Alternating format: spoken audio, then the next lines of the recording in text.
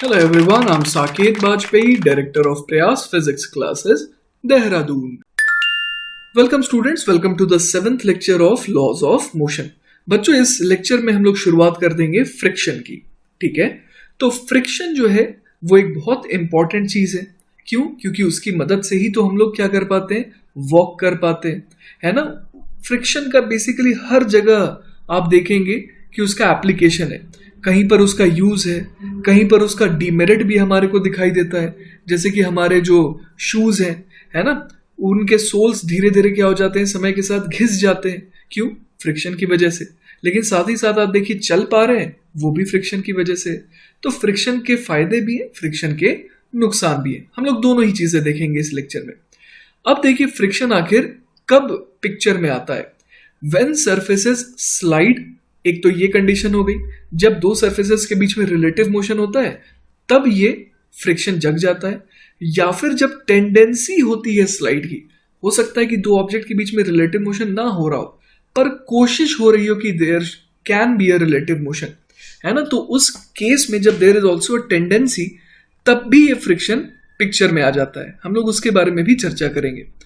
A force of friction acts. Friction is caused by the irregularities in the surfaces in mutual contact. तो basically आप देखिए कि चाहे हम लोग सरफेसेस को बहुत स्मूथ बनाने की कोशिश भी करें, तो भी आप देखिए कि अगर माइक्रोस्कोपिक लेवल पे अगर हम लोग जाएं और एनालाइज करें तो आप देख पा रहे हो कि किस तरीके की इरेग्युलरिटी आपको दिखाई दे सकती है. तो बेसिकली जब ऐसी इरेग्युलरिटी है तो ऑब्वियस है कि जब there is a tendency to slide, है ना, या फिर सचमुच में वो स्लाइड कर रहे हैं, तो उनको एक रुकावट महसूस होगी जो आप रियल लाइफ में भी देखते हैं, है ना. तो यही कारण है कि फ्रिक्शन एग्जिस्टेंस में आता है. वही यहां लिखा है, friction results from the mutual contact of irregularities in the surfaces of sliding objects. Even surfaces that appear to be smooth have irregular surfaces when viewed at the microscopic level. तो वही देखिए यहां पर भी मेंशन था, है ना. आगे क्या लिखा है, एंड इट डिपेंड्स, है ना, किस पे डिपेंड करता है वो भी देखते हैं. एक तो काइंड्स ऑफ मटेरियल पर. ऑब्वियस है कि जब आप अलग अलग वैरायटी के शूज पहनते हैं, जैसे आप थोड़ा महंगे ब्रांड में जाएंगे, है ना, जब उनके शूज आप ट्राई करेंगे तो आपको शॉपकीपर यही कहता है कि साहब ये जो जूता है ना ये बहुत परफेक्ट है. क्यों? क्योंकि ये ना बहुत स्मूथ सर्फेसेस पर भी आपको फिसलने नहीं देगा. तो ऐसे खासियत होती है अलग अलग मटेरियल की, है ना. तो इसीलिए बेस्ड ऑन द मटीरियल, है ना, फ्रिक्शन डिपेंड करता है. ठीक है, और ये एक्चुअली सिर्फ एक मटेरियल पे डिपेंड नहीं करता है, दोनों मटेरियल पे. जैसे कि आप हो सकता है कि उसी शू को पहन करके, है ना, अगर आप बर्फीले जगह पर जाएं तो आप फिसल जाएं. तो जो शॉपकीपर आपको कह रहा था वो नॉर्मल केसेस के लिए कह रहा था, जब आप उस शू को पहन करके नॉर्मल सरफेस पर ट्रैवल करें, है ना, वो आपको बर्फीले जगह पर ट्रैवल करने के लिए नहीं कह रहा था. तो फ्रिक्शन जो आता है यहाँ पर, है ना, पिक्चर में जब आता है तो वो सिर्फ एक मटेरियल पे डिपेंड नहीं करता है, वो दोनों के दोनों मटेरियल पे डिपेंड करता है. जैसे दो ऑब्जेक्ट्स हैं ना, तो उन दोनों के मटेरियल पे डिपेंड करेगा. आगे देखते हैं, and how much they are pressed together, है ना. तो मतलब कि आप देखते होंगे कि जब आप बर्फीली जगहों पर जाते होंगे तो आप बहुत धीरे धीरे और जोर जोर से जमीन को दबा करके आगे बढ़ते हैं, है ना. क्यों ऐसा करते हैं? ताकि आप जो नॉर्मल रिएक्शन है उसको बढ़ा दे, है ना. जितना ज्यादा आप प्रेस करेंगे उतना ज्यादा फ्रिक्शन जो है वहां पर आपको हेल्प करता है. तो इसीलिए हम लोग बर्फीले जगहों पर जहां पर स्लिपरी आइस होती है ना, वहां पर बहुत धीरे धीरे चलते हैं और ग्राउंड को दबा दबा करके चलते हैं. ठीक है, तो ये तरीके हैं फ्रिक्शन को बढ़ाने के. हम लोग डिटेल में इसके ऊपर चर्चा करेंगे. Even surfaces that appear to be very smooth have microscopic irregularities that obstruct motion, जिसकी वजह से फ्रिक्शन पिक्चर में आता है. Atoms cling together at many points of contact. When one object slides against another, it must either rise over the irregular bumps or else scrape atoms off. है ना, दो दो पॉसिबिलिटी है, या तो वो उनके ऊपर से पार करता जाए या फिर वो एटम्स को क्या करता जाए, स्क्रेप करता जाए. अपने आपको एक आइडिया तो होगा ही. जैसे कि मान लीजिए कि क्या होता है जब आप ठंड के टाइम में, है ना, ठंड के टाइम में अगर आप उंगली को आप कंबल में फेरे, है ना, कंबल के थ्रू आप रब करने की कोशिश करें अपने उंगलियों को, तो आप देखते होंगे कि एक चिंगारी निकलती है. तो वहां पर क्या होता है, वहां पर भी फ्रिक्शन ही एक्चुअली रोल प्ले करता है ना, जिसकी वजह से हमारे को इलेक्ट्रिसिटी और या फिर आप छोटा सा स्पार्क कह लीजिए वो दिखाई देता है। तो बेसिकली ये फ्रिक्शन ही है ना, जिसमें क्या होता है एटम्स स्क्रैप ऑफ भी होते हैं। क्लियर है? तो आइदर वे रिक्वायर्स फोर्स। दोनों ही चीजों को परफॉर्म करने के लिए हमारे को क्या चाहिए, फोर्स चाहिए ना। कि अगर मान लीजिए कि ऑब्जेक्ट स्लाइड करना चाहता है तो उसको इन बम्प्स है ना, जैसे कि मान लीजिए कि आप गाड़ी चला रहे हैं और सड़क पर भी आप देखते होंगे जब बम्प्स आते हैं है ना, तो वहां पर आपको परेशानी होती है ट्रैवल करने में। तो इधर भी यही होता है, जब दो ऑब्जेक्ट्स के बीच में मोशन मतलब ये रिलेटिव स्लिपिंग होती है ना, तो वहां पर भी उनको ऐसा ही बम्पी मोशन दिखाई देता है। तो जिसकी वजह से क्या होता है कि ये जो फ्रिक्शन है ये जीवित हो जाता है। अब बच्चों हम लोग बात करने वाले हैं friction as the component of contact force की। तो बेसिकली जैसा कि आप देख पा रहे हैं, ये जो इंसान है ये इस ऑब्जेक्ट को क्या करना चाह रहा है, पुश करना चाह रहा है। अब देखिए जब ये पुश कर रहा है तो आप हम अगर इस ऑब्जेक्ट का फ्री बॉडी डायग्राम बनाए तो देखिए अगर मैं फ्री बॉडी डायग्राम बनाऊं इसका, तो मैं कौन कौन से फोर्सेस शो करूंगा इस पर। एक तो देखिए फोर्स ऑफ ग्रेविटी है ना, जो mg इस पर लग रहा है ना धरती के द्वारा। उसके अलावा जमीन है यहाँ पर, जिसकी वजह से इस पर ऊपर की तरफ क्या लग रहा है, इस पर ऊपर की तरफ लगेगा नॉर्मल रिएक्शन। क्लियर है? ये वही नॉर्मल रिएक्शन है जिससे क्या हो रहा है एक्चुअली, ये जो धरती है ये इसे ऊपर की तरफ धक्का दे रही है ना। और साथ ही साथ एक और फोर्स आपको दिख रहा है यहाँ पर, इंसान जिस फोर्स से इसे धक्का दे रहा है ना, लेटर से कि ये F है, F बाय द मैन। और एक और फोर्स यहाँ पर पिक्चर में आ गया, वो कौन सा है, वो है फोर्स ऑफ फ्रिक्शन, जो कि टुवर्ड्स लेफ्ट लगेगा है ना। तो हम लोग आउट ऑफ एक्सपीरियंस ये सारी बातें कह रहे हैं कि mg नीचे लग रहा है, नॉर्मल ऊपर लग रहा है, ये इंसान धक्का दे रहा है तो टुवर्ड्स राइट धक्का मिल रहा है इसे। और फ्रिक्शन जो है वो रुकावट पैदा करना चाह रहा है ना, वो नहीं चाहता है कि ऑब्जेक्ट क्या करे, स्लाइड करे। क्लियर है ये बात? तो फ्रिक्शन बेसिकली क्या चाहता है कि there should not be any relative motion. इसीलिए तो ये इंसान जब धक्का देने की कोशिश कर रहा था ना, तो ये फ्रिक्शन अचानक से आ गया यहाँ पर। मैं क्यों कह रहा हूं कि फ्रिक्शन अचानक से जीवित हो गया, क्योंकि आप सोचिए कि जब इंसान का धक्का नहीं था, लेट अस से कि इंसान ने धक्का नहीं लगाया, तो क्या फ्रिक्शन होता है यहाँ पर? बिल्कुल भी नहीं होता। क्योंकि अगर फ्रिक्शन होता बच्चों, तो आप देखिए कि लेफ्ट की तरफ इस ऑब्जेक्ट पर क्या लग रहा है, नेट फोर्स लग रहा है, तो ये तो ऑटोमेटिकली लेफ्ट की तरफ जाने लगता। लेकिन ऐसा होता है क्या? नहीं, बिल्कुल भी नहीं होता ऐसा, है ना। तो इसीलिए जब इंसान फोर्स नहीं लगा रहा था तब यहां पर कोई भी फ्रिक्शन नहीं था। ये तो तब पैदा होने लगा जब इंसान क्या करने लगा, इसे धक्का देने लगा, and there was a tendency कि ये ऑब्जेक्ट क्या करे, ये स्लिप करे है ना, विथ रिस्पेक्ट टू ग्राउंड ये मूव करे, जो कि यहां पर जो बम्प्स हैं उनको अच्छा नहीं लग रहा है, क्योंकि बहुत ही रुकावट वाला ये मोशन होने वाला होता। तो बच्चों अगर मैं कॉन्टैक्ट फोर्सेस की बात करूं ना, जो जमीन इस ऑब्जेक्ट पर लगा रही है, तो वो कौन कौन सा हो जाएगा? एक तो ये फ्रिक्शन हो जाएगा और ये नॉर्मल हो जाएगा। तो बेसिकली अभी तक हम लोगों ने सिर्फ नॉर्मल रिएक्शन के बारे में पढ़ा था, फ्रिक्शन के बारे में नहीं पढ़ा था। लेकिन अब जो है हमारे लिए जो नेट कॉन्टैक्ट फोर्स होगा वो क्या होगा, इन दोनों फोर्सेस का रिजल्टेंट है ना, इससे हम लोग नेट कॉन्टैक्ट फोर्स कहेंगे। लेटर से इसे मैं आर कह रहा हूं, रिजल्टेंट फोर्स। तो ये नॉर्मल फोर्स हो गया जो कि सरफेस के कैसे लग रहा है, परपेंडिकुलर, नॉर्मली एक्ट कर रहा है। और जो इस रिएक्शन, इस रिजल्टेंट फोर्स का टेंजेंशियल है ना, यहां पर सरफेस के जो टेंजेंशियल कंपोनेंट है उसे हम लोग क्या कह देते हैं, फ्रिक्शन कह देते हैं। क्लियर है ये बात? तो आर क्या है, ये है नेट कॉन्टैक्ट फोर्स, उसका एक कंपोनेंट है जो जमीन के परपेंडिकुलर लग रहा है, वो है नॉर्मल, और एक और इसका कंपोनेंट है फ्रिक्शन, जो कि सरफेस के कैसे लग रहा है, पैरेलल। अब बच्चों एक चीज का ध्यान दीजिएगा, ये जो एंगल है इसे मान लीजिए मैं लैम्डा से डिनोट कर रहा हूं, तो ये लैम्डा कहलाता है एंगल ऑफ फ्रिक्शन, है ना। तो जो एंगल बनता है नॉर्मल और नेट कॉन्टैक्ट फोर्स के बीच में, उसे हम लोग क्या कहते हैं, एंगल ऑफ फ्रिक्शन। चलिए बच्चों, तो इतना जो हम लोगों ने पढ़ाई करा है अभी तक, उसके ऊपर एक आसान सा सवाल देखते हैं। सवाल है, a body of mass 400 gram slides on a rough horizontal surface. If the frictional force is 3 Newton, find the angle made by the contact force on the body with the vertical. और दूसरे part में है the magnitude of the contact force, G equal to लेना है 10 metre पर second square. तो चलिए यहाँ पर एक ऑब्जेक्ट बना लेते हैं, है ना। तो चलिए बच्चों सवाल को समझने की कोशिश करते हैं। बेसिकली इसमें यह दिया हुआ है कि एक ऑब्जेक्ट है जिसका मास कितना है 0.4 kg और ये स्लाइड कर रहा है रफ हॉरिजॉन्टल सरफेस पर, और अपने को ये भी दे दिया है कि इस पर फ्रिक्शनल फोर्स कितना लग रहा है। इस पर फ्रिक्शनल फोर्स लग रहा है 3 न्यूटन, है ना, ये दे रखा है। तो ये क्वाइट ऑब्वियस था कि अगर इसकी स्पीड टुवर्ड्स राइट है और ये ग्राउंड पर इस तरीके से स्लाइड कर रहा है तो फ्रिक्शन लगेगा पीछे की तरफ कितना, 3 न्यूटन। ठीक है, अब अपने को क्या निकालना है, angle made by the contact force on the body with the vertical. तो हमें पता है कि अब जो नेट कॉन्टैक्ट फोर्स होगा उसमें सिर्फ फ्रिक्शन नहीं आएगा, उसमें नॉर्मल और फ्रिक्शन का रिजल्टेंट आएगा। तो हम लोग ये समझ पा रहे हैं कि इस पर नॉर्मल रिएक्शन है ना, नॉर्मल रिएक्शन कितना लगेगा, नॉर्मल रिएक्शन लगेगा mg के बराबर ही आ जाएगा इस बार, है ना। क्योंकि अगर मैं इसका फ्री बॉडी डायग्राम बनाऊं तो आप देखिए कि नीचे की तरफ लग रहा है इस पर mg, ऊपर की तरफ लग रहा है नॉर्मल, टुवर्ड्स लेफ्ट लग रहा है फ्रिक्शन, है ना। तो यहां पर चूंकि ये वर्टिकल डायरेक्शन में कोई मोशन नहीं कर रहा है इसलिए n बराबर होना पड़ेगा mg।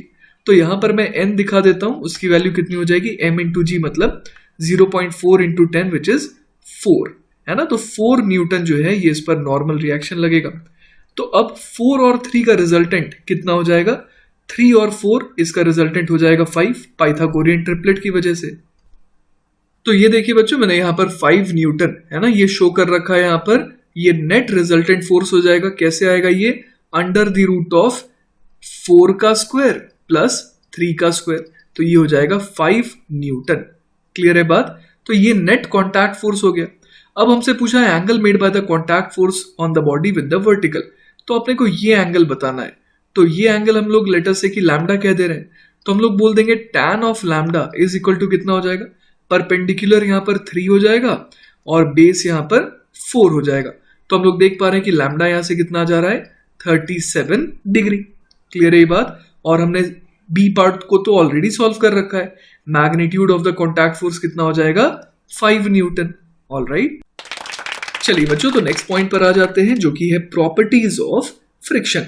देखते हैं इसमें सबसे पहले क्या लिखा है, experiment shows that when a dry and unlubricated body, dry and unlubricated body क्यों लिखा है, क्योंकि फ्रिक्शन तभी वहां पर प्रेजेंट होगी, है ना। हम लोग देखते हैं कि अगर कहीं पर अपने को थोड़ा सा अगर ऑयलिंग कर देते हैं ना तो उससे क्या होता है, वो सरफेस काफी स्मूथ हो जाती है।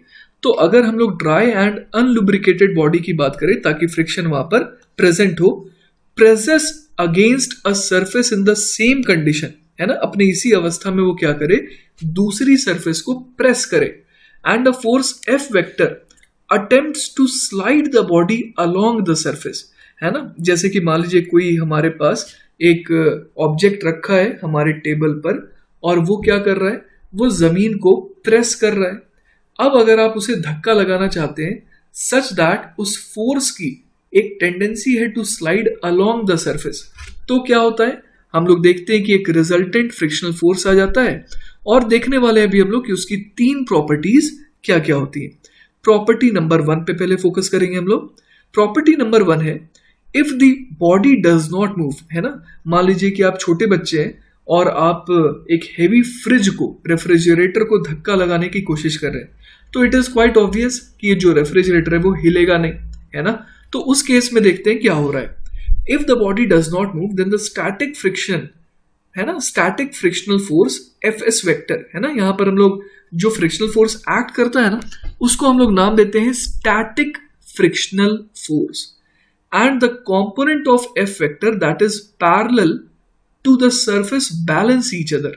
ठीक है, तो होता क्या है उस केस में, जो एक्सटर्नल पुश है जो उसे स्लाइड करवाना चाह रहा था उसका जो सरफेस के अलोंग कंपोनेंट होगा, क्योंकि सरफेस के अलोंग वाला कंपोनेंट है ना, सरफेस के पैरेलल कंपोनेंट जो है वही तो उस ऑब्जेक्ट को स्लाइड करवाना चाह रहा है।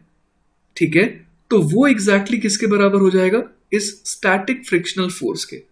तभी तो वो ऑब्जेक्ट क्या कर रहा है, मोशन में नहीं आ पा रहा है ना। तो वही यहां पर लिखा है and the component of F vector that is parallel to the surface balance each other, they are equal in magnitude and fs vector is directed opposite that component of f vector।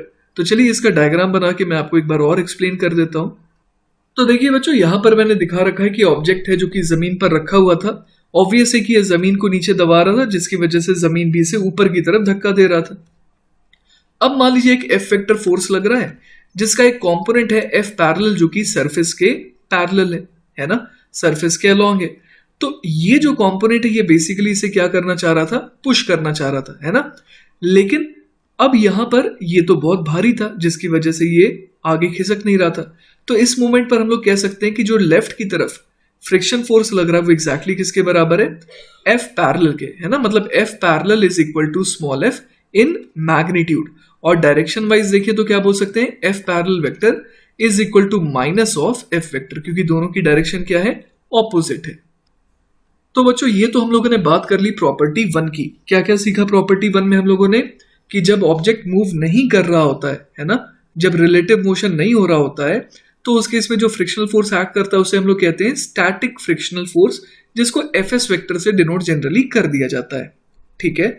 और उस case में जो उसे खिसकाने वाला force है, जो खिसकाना चाहता है फोर्स, वो एग्जैक्टली मैग्नीट्यूड में फ्रिक्शन के बराबर हो जाएगा।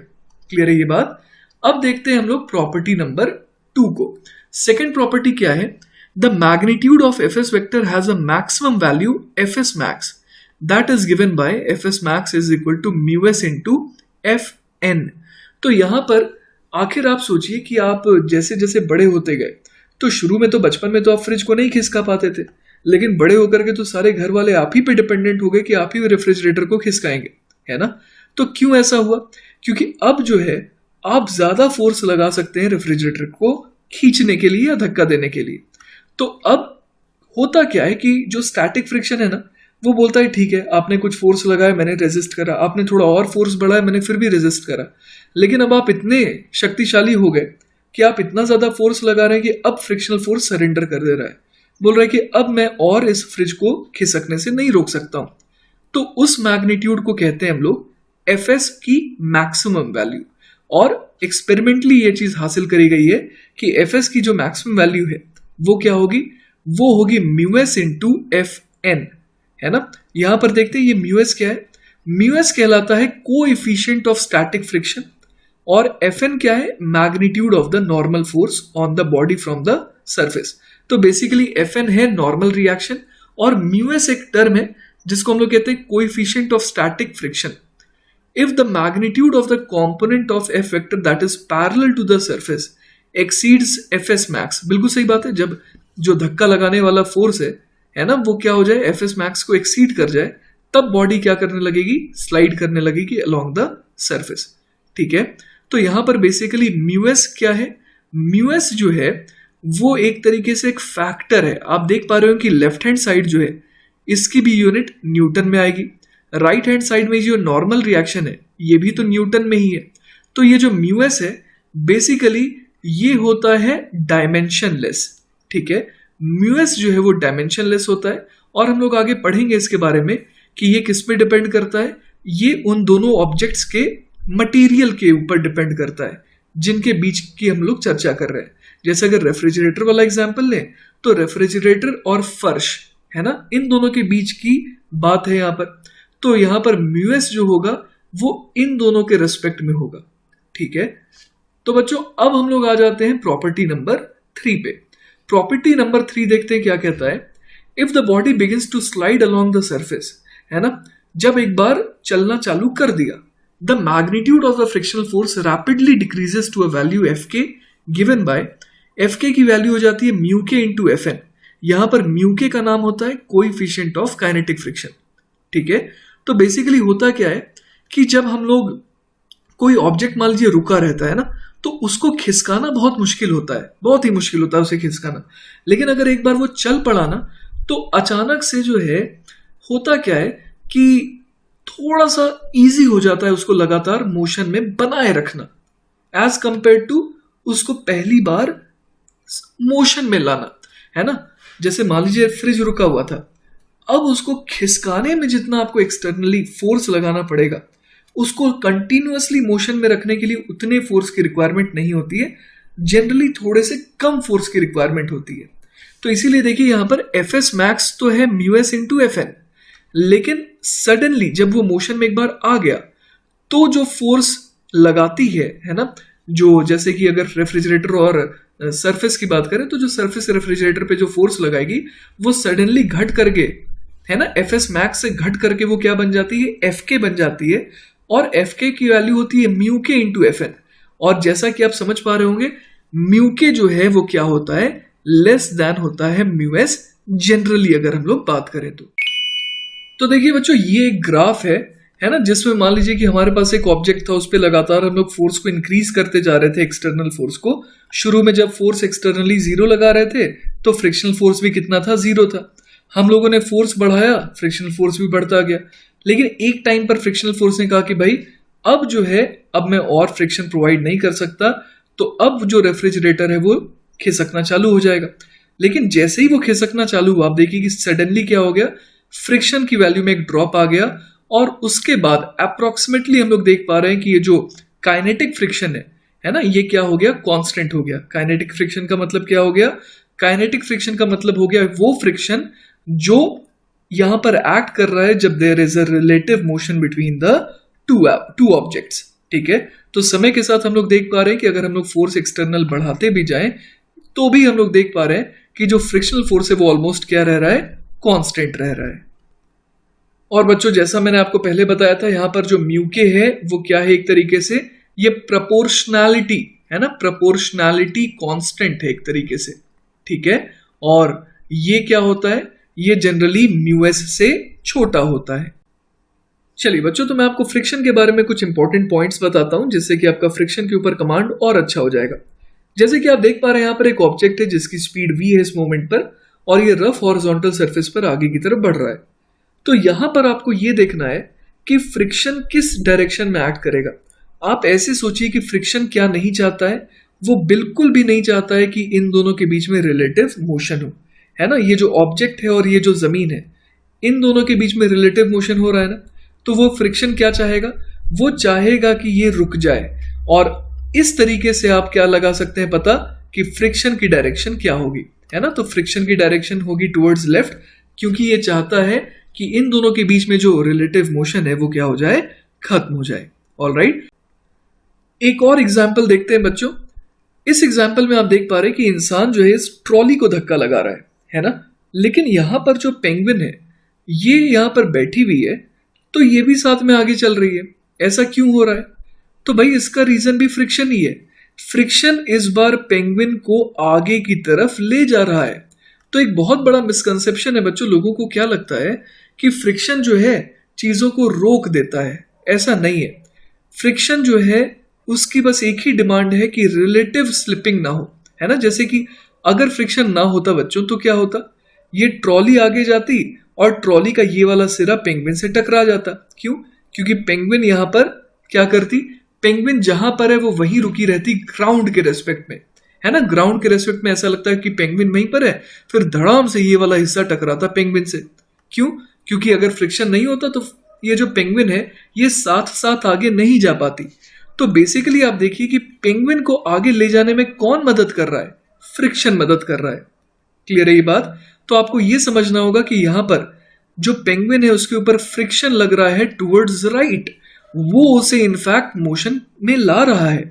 ठीक है, तो फ्रिक्शन क्या करता है, फ्रिक्शन नहीं चाहता है कि दो ऑब्जेक्ट के बीच में स्लिपिंग हो।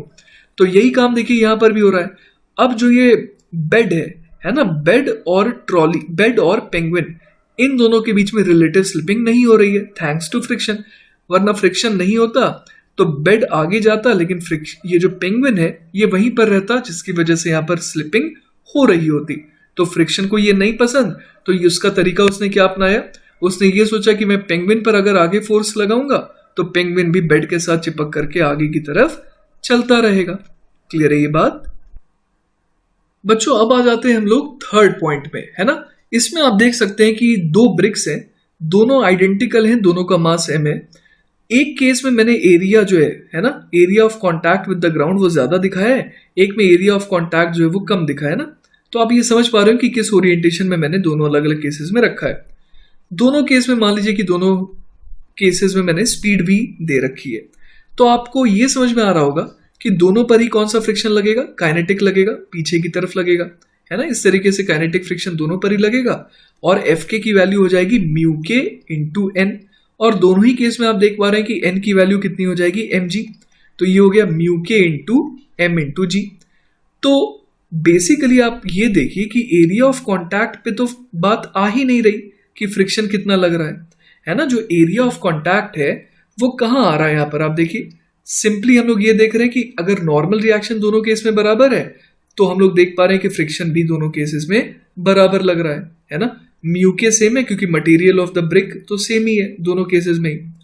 तो आप देखिए यहाँ पर ऐसा क्यों होता है, तो बेसिकली ऐसा इसलिए होता है क्योंकि इफेक्टिवली जो एरिया ऑफ कांटेक्ट है ना ब्रिक और सरफेस का वो बहुत कम है। माइक्रोस्कोपिक वे में अगर आप देखें यहाँ पर इस डायग्राम में तो पूरा का पूरा एरिया यहाँ पर कंट्रीब्यूट कर ही नहीं रहा है, कुछ पोर्शन कुछ पॉइंट्स के थ्रू ये क्या होता है जमीन को दबा रहा होता है, ठीक है। बाकी तो देखिए हवा में ही रहते हैं। तो इसीलिए यहाँ पर ये जो एरिया है वो बहुत इनसिग्निफिकेंट हो जाता है क्योंकि कितना भी एरिया रहे उसमें बहुत कम ही ऐसे पॉइंट्स हैं जिनकी वजह से वो क्या कर रहा है, जमीन को प्रेस कर रहा होता है। क्लियर है ये बात। तो देखिए बच्चों उसी का एग्जांपल यहाँ पर दिया, आप देखते होंगे कि कार के जो टायर्स हैं वो काफी चौड़े होते हैं as compare to bicycle tyres. तो ऐसा क्यों होता है, क्योंकि the wider tyre simply spreads the weight of the car over more surface area to reduce heating and wear, है ना। तो वेट जो है कार का वो अब जो है ज्यादा सरफेस एरिया पर स्प्रेड हो जाता है, जिसकी वजह से क्या होता है कि उसका वेयरिंग एंड टेयरिंग जो है वो थोड़ा सा कम होता है, ठीक है। तो यहां पर ऐसा नहीं है कि अगर ज्यादा चौड़ा टायर होगा तो फ्रिक्शन ज्यादा होगा, बिल्कुल भी नहीं है ऐसा, है ना। फ्रिक्शन जो है वो तो बिल्कुल सेम रहेगा, चाहे वो टायर बहुत वाइड हो चाहे वो नैरो हो। बस हमारा पर्पस क्या है कि टायर के हीटिंग एंड वेयर को हम लोग क्या कर दें, मिनिमाइज कर सके। चलिए बच्चों एक और टॉपिक के ऊपर मैं चर्चा करना चाह रहा था कि क्यों स्टैटिक फ्रिक्शन की जो मैक्सिमम वैल्यू है वो ज्यादा होती है as compare to kinetic friction की वैल्यू से, है ना। बच्चों ये कंफ्यूजन मत रखिएगा कि static friction is more than kinetic friction. Static friction तो सेल्फ एडजस्टिंग फ्रिक्शन होता है, उसकी वैल्यू तो हम लोग देखते हैं कि किस पे डिपेंड करती है, ऑन द फोर्स जो एक्सटर्नली अप्लाई किया जा रहा है। अगर वो जीरो होगा तो स्टैटिक फ्रिक्शन भी जीरो होगा। मैं किसकी बात कर रहा हूं, मैं बात कर रहा हूं स्टैटिक फ्रिक्शन की भी मैक्सिमम वैल्यू की, जिसको हम लोग लिमिटिंग फ्रिक्शन भी कहते हैं। तो लिमिटिंग फ्रिक्शन जो है वो काइनेटिक फ्रिक्शन से जनरली ज्यादा क्यों होता है उसके ऊपर अभी हम लोग चर्चा करने वाले हैं। तो देखिए क्या लिखा है यहाँ पर, अ frictional force is in essence the vector sum of many forces acting between the surface atoms of one body and those of another body. क्योंकि हम लोगों ने देखा था बहुत ही इरेगुलर शेप का स्ट्रक्चर होता है ना, अगर माइक्रोस्कोपिक वे में देखे तो उन सब का जो रिजल्टेंट है उसको हम लोग क्या कहते हैं, फ्रिक्शनल फोर्स कहते हैं। If two highly polished and carefully cleaned metal surfaces are brought together in a very good vacuum, है ना, वैक्यूम क्यों, ताकि वो हमेशा क्लीन रह सके, they cannot be made to slide over each other। और ऐसा क्यों, because the surfaces are so smooth, many atoms of one surface contact many atoms of the other surface and the surfaces cold weld together instantly। एक तरीके से वो दोनों क्या हो जाते हैं, चिपक जाते हैं, forming a single piece of metal, है ना। उस केस में जो है बहुत जबरदस्त उन दोनों ऑब्जेक्ट्स के बीच में क्या हो जाता है, उन दोनों के बीच में एक काइंड ऑफ वेल्डिंग सी चीज हो जाती है, जिसकी वजह से उसको मूव करना क्या हो जाता है, बहुत ही मुश्किल हो जाता है। If a machinist specially polished gauge blocks are brought together in air, अगर एयर में लाएंगे बहुत ही हाईली पॉलिश्ड गेज ब्लॉक्स को, तो कंपैरेटिवली वैक्यूम के क्या होगा, less atom to atom contact होगा, but the blocks stick firmly to each other and can be separated only by means of a wrenching motion, है ना। तो ऐसा यहां पर क्यों होता है, अगेन उसका भी रीजन यही है कि अगर हम लोग पॉलिश कर देते हैं तो क्या हो जाता है, कोल्ड वेल्डिंग बहुत ही ज्यादा हो जाती है। Usually however this much atom to atom contact is not possible.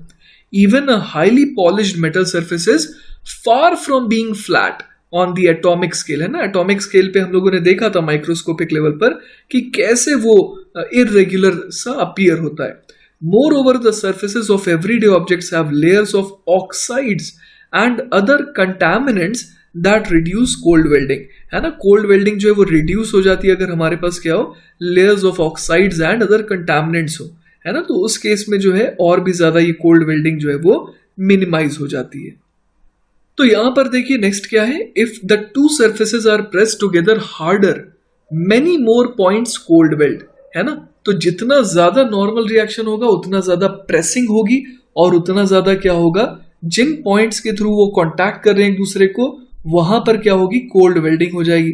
Now getting the surfaces to slide relative to each other requires a greater applied force, है ना। और यही रीजन है कि जो स्टैटिक फ्रिक्शन की मैक्सिमम वैल्यू होती है जिसे हम लोग लिमिटिंग फ्रिक्शन कहते हैं, वो क्या होती है, ज्यादा होती है as compare to kinetic friction. तो वही यहां लिखा है, the static frictional force Fs vector has a greater maximum value.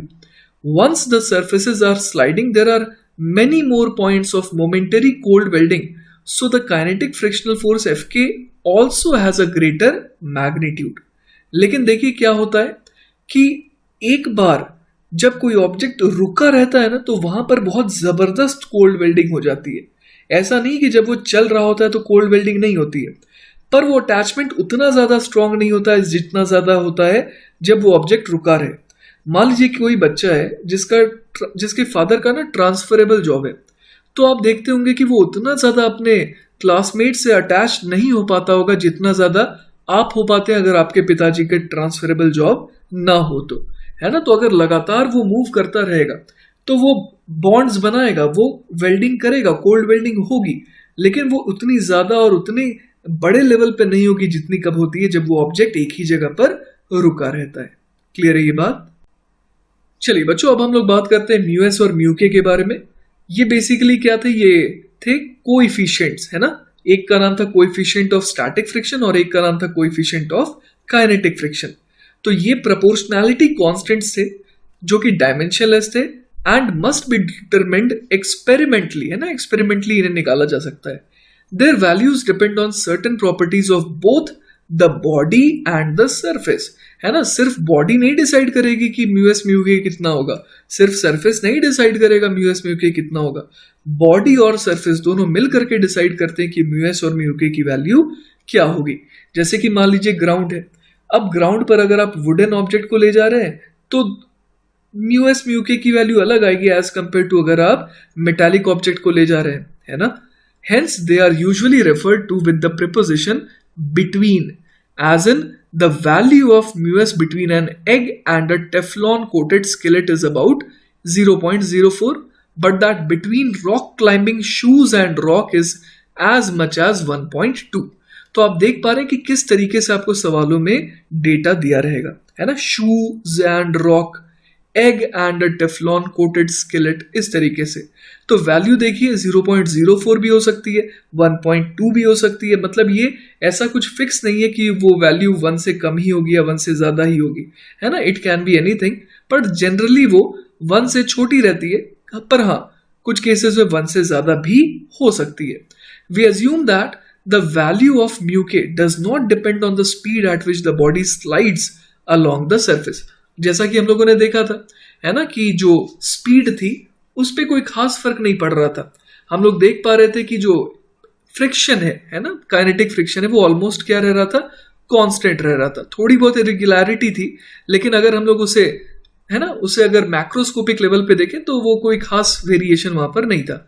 और अगेन एक चीज का ध्यान दीजिएगा बच्चों, जब हम लोग यहाँ पर स्पीड के बारे में बात कर रहे हैं, है ना, तो स्पीड जो है ये बहुत ज्यादा नहीं हम लोग एज्यूम कर सकते हैं। स्पीड जो है वो लगभग होती है, रिलेटिव स्पीड की मैं बात कर रहा हूँ, 10 मीटर पर सेकेंड के अराउंड होती है, और इसी में हमारी ये लिमिटेशन होती है ना। हम लोग लगभग 10 मीटर पर सेकेंड, 20 मीटर पर सेकेंड, इसके अराउंड ही बात करते हैं। बहुत हाई स्पीड के लिए ये सारी चीजें एप्लीकेबल नहीं होती है।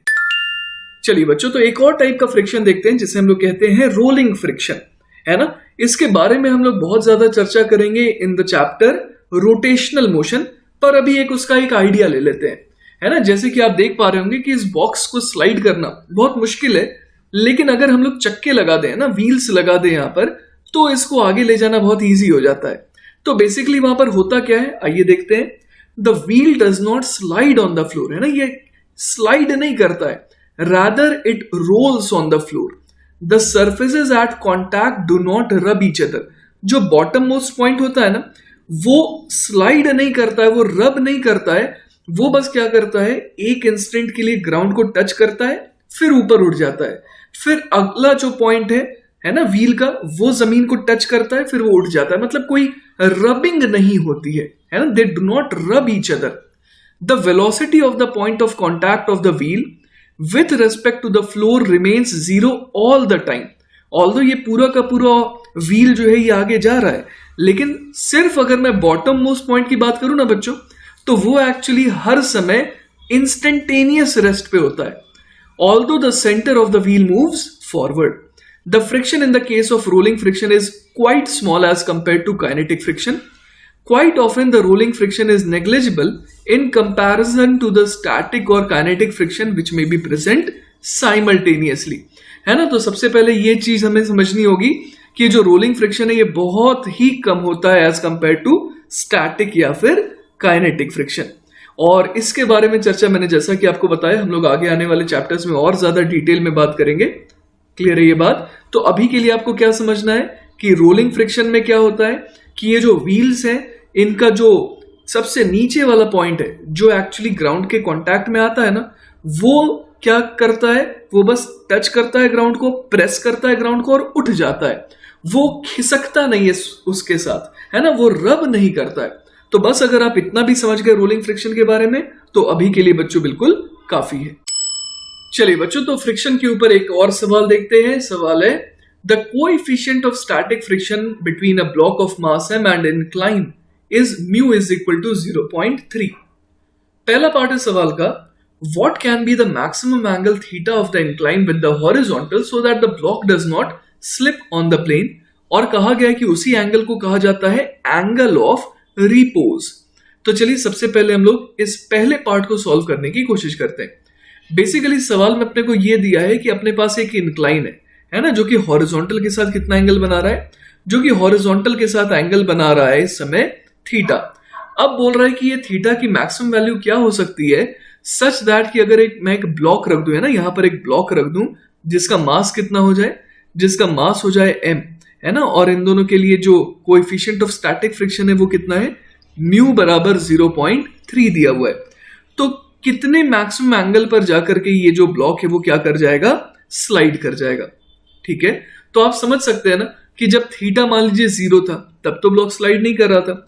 जैसे जैसे धीरे धीरे आप थीटा बढ़ाते गए, शुरू में जो ब्लॉक था वो फिर भी स्लाइड नहीं कर रहा था, लेकिन एक पर्टिकुलर एंगल जब थीटा इतना ज्यादा हो जाएगा ना, तो आप फील कर सकते हैं कि ये ब्लॉक जो है वो स्लाइड करने की कोशिश करेगा। क्यों ऐसा कैको हो रहा है?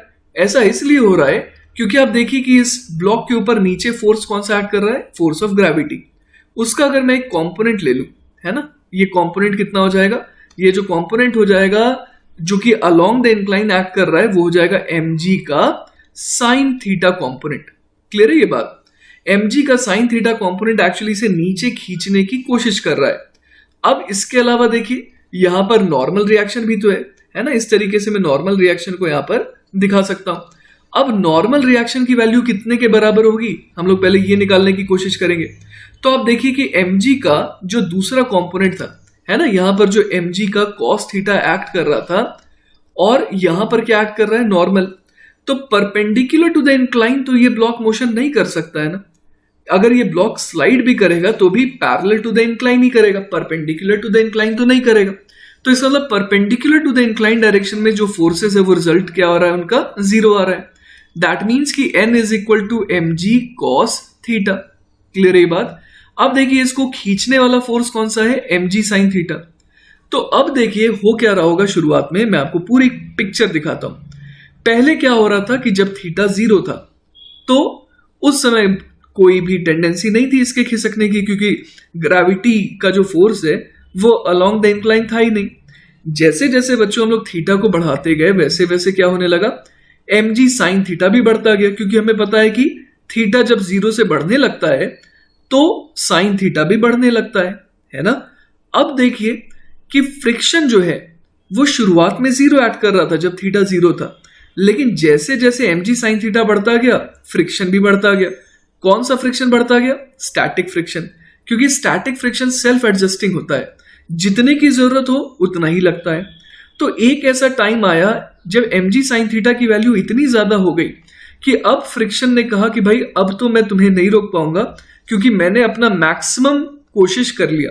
फ्रिक्शन कुछ इस डायरेक्शन में लग रहा होगा ना, वो रिलेटिव स्लिपिंग को रोकना चाहता है, रिलेटिव मोशन को रोकना चाहता है। तो बेसिकली फ्रिक्शन जो है इस डायरेक्शन में लग रहा था। अब एक टाइम आ जाएगा जब फ्रिक्शन भी अपने मैक्सिमम वैल्यू को अटेन कर लेगा। अब बोलेगा कि मैं और ज्यादा अलाउ नहीं कर सकता फ्रिक्शन को बढ़ने के लिए, तो भाई अब तो ब्लॉक को स्लाइड करना ही पड़ेगा, है ना। तो इस मोमेंट पर क्या हो रहा होगा, इस मोमेंट पर mg sin थीटा, और यहां पर थीटा क्या बोलते हैं, थीटा मैक्सिमम, ये किसके बराबर हो जाएगा, f मैक्सिमम के। और f मैक्सिमम कितना हो जाएगा, μs इंटू एन। याद होगा आपको μs इंटू एन क्या है, ये स्टैटिक फ्रिक्शन की मैक्सिमम वैल्यू है, जिसे हम लोग क्या कहते हैं, लिमिटिंग फ्रिक्शन। तो यहां पर क्या लिख सकते हैं, mg sin theta max is equal to क्या आ जाएगा, μs, म्यू दिया हुआ है, इंटू नॉर्मल हमने निकाल रखा है mg cos थीटा। क्लियर है ये बात। तो यहां से देखिए क्या आ गया, mg से mg कैंसिल आउट हो जाएगा। तो यहां पर देखिए हमारे को ये जो थीटा, ये कौन सा है, ये थीटा मैक्सिमम है ना। तो म्यू बराबर क्या आ गया, tan थीटा मैक्सिमम, है ना। और थीटा मैक्सिमम, इस थीटा मैक्सिमम को क्या कहते हैं, एंगल ऑफ रिपोज। क्लियर है ये बात। बच्चों इस सवाल में एक चीज का ध्यान दीजिएगा कि जो मैक्सिमम फ्रिक्शन था, है ना, जो स्टैटिक फ्रिक्शन की मैक्सिमम वैल्यू है लिमिटिंग फ्रिक्शन, वो भी अलग अलग थीटा पर अलग अलग आ रही थी। क्लियर है ये बात, क्योंकि n जो है वो लगातार क्या होता जा रहा था, चेंज होता जा रहा था। n बेसिकली था mg cos थीटा, और mg cos थीटा की वैल्यू लगातार क्या होती जा रही है, कम होती जा रही है। तो फ्रिक्शन की मैक्सिमम वैल्यू बेसिकली थीटा के साथ क्या होती जा रही है, कम होती जा रही है। ठीक है।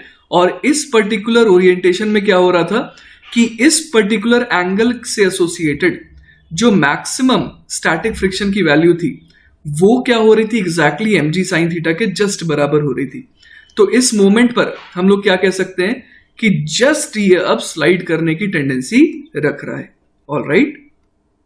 तो अब बच्चों सवाल के सेकंड पार्ट को देखते हैं।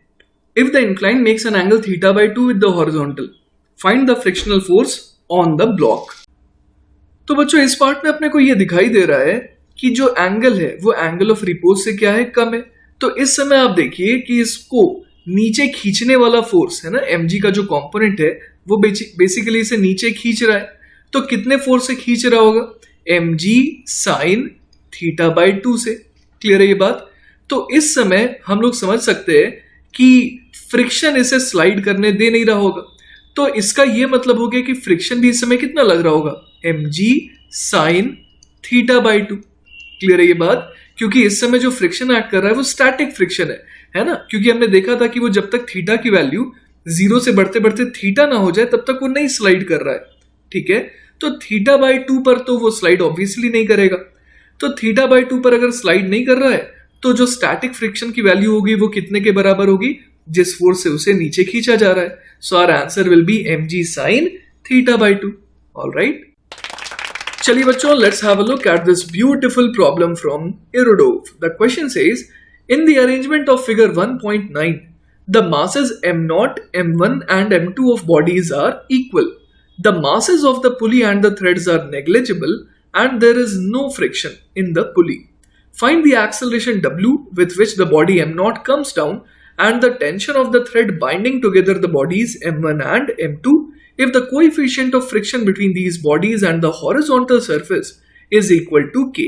Consider possible cases. चलिए तो बच्चों इस सवाल को समझने की कोशिश करते हैं कि बेसिकली ये सवाल कहना क्या चाह रहा है। अपने को ये कह दिया गया है कि m1, m2, m0 ये तीनों मासेस क्या हैं, बिल्कुल इक्वल है। ठीक है। और इसके अलावा जो पुली है, थ्रेड्स है, वो सारे आइडियल हैं। अब अपने को क्या बोल रहा है कि एक्सेलरेशन निकालिए m0 का, है ना। उसके एक्सेलरेशन को कितना कह दिया इन्होंने, w कह दिया है। इसका मतलब ये सवाल में ऑलरेडी क्लियर है कि ये पूरा का पूरा सिस्टम जो है वो एक्सेलरेटेड है ना। ये पूरा का पूरा सिस्टम रुका हुआ नहीं रहेगा। ठीक है। तो कंस्ट्रेंट मोशन से हम लोग ये देख सकते हैं कि m1, m2 और m0 तीनों के एक्सेलरेशन का मैग्नीट्यूड क्या रहने वाला है, सेम रहने वाला है, और वो W होने वाला है। M1 और M2 का एक्सेलरेशन टुवर्ड्स लेफ्ट होगा और M0 का एक्सेलरेशन डाउनवर्ड होगा। ठीक है, अब अपने से ये जो M1 और M2 को कनेक्ट करने वाली जो स्ट्रिंग है ना, उसमें जो टेंशन डेवलप होगा वो पूछा गया है ना।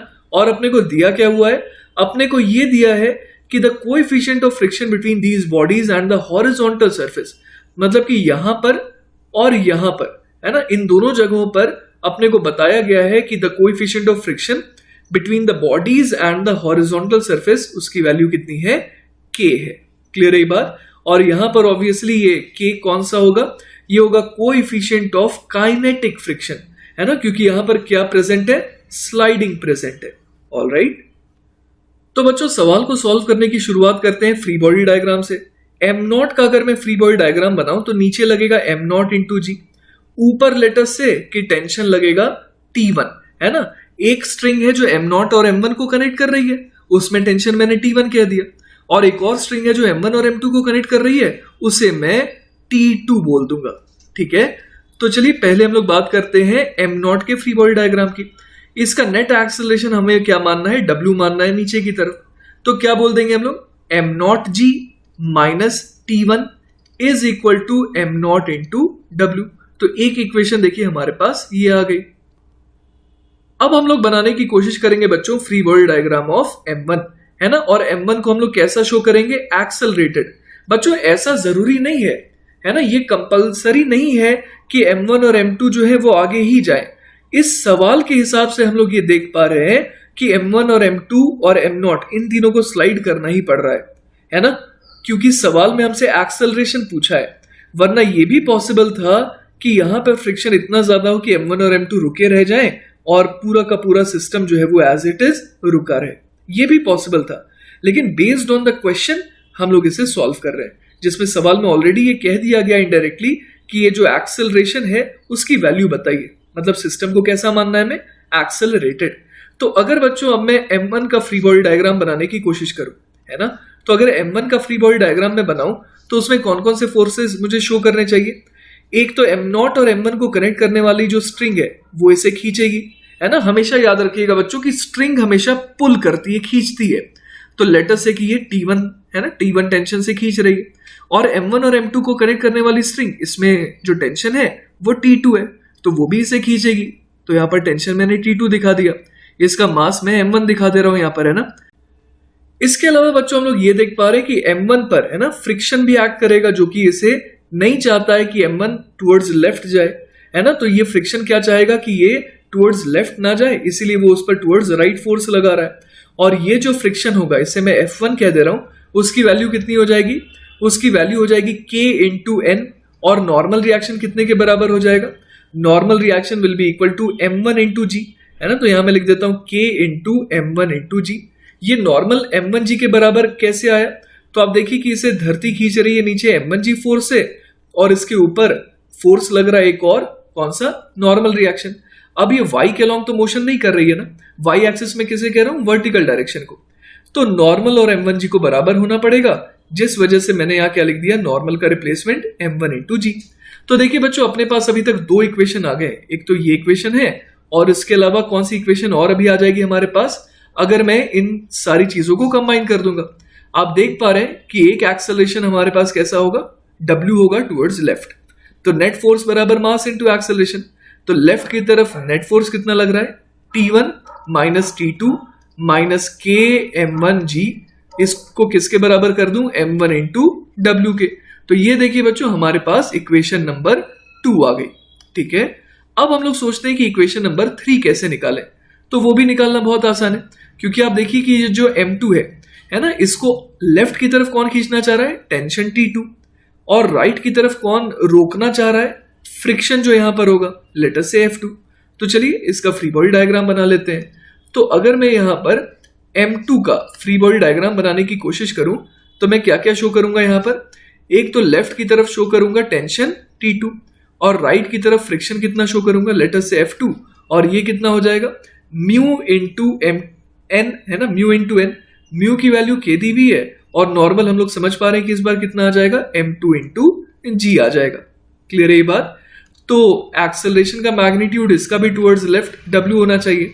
So we can write T2 minus K times M2 into G is equal to M2 into W. तो देखिए हमारे पास एक और इक्वेशन आ गई है ना। तो अपने पास टोटल अब तक कितनी इक्वेशन आ गई, 3 इक्वेशंस आ गई हैं। तो देखिए बच्चों ये 3 इक्वेशन हमारे पास आ गई है, इक्वेशन 1, इक्वेशन 2 और इक्वेशन 3। क्लियर है। अब इन 3 इक्वेशन को हमारे को सॉल्व करके क्या निकालना है, अपने को T2 भी निकालना है ना। और उसके अलावा कुछ और भी निकालना था क्या, आइए देख लेते हैं। हाँ, एक्सेलरेशन W भी अपने को निकालना है। ठीक है। तो बच्चों एक आसान तरीका मुझे दिख रहा है, अगर मैं तीनों ही इक्वेशन को ऐड कर दूं तो देखिए T1 कैंसिल आउट हो जाएगा, T2 भी कैंसिल आउट हो जाएगा।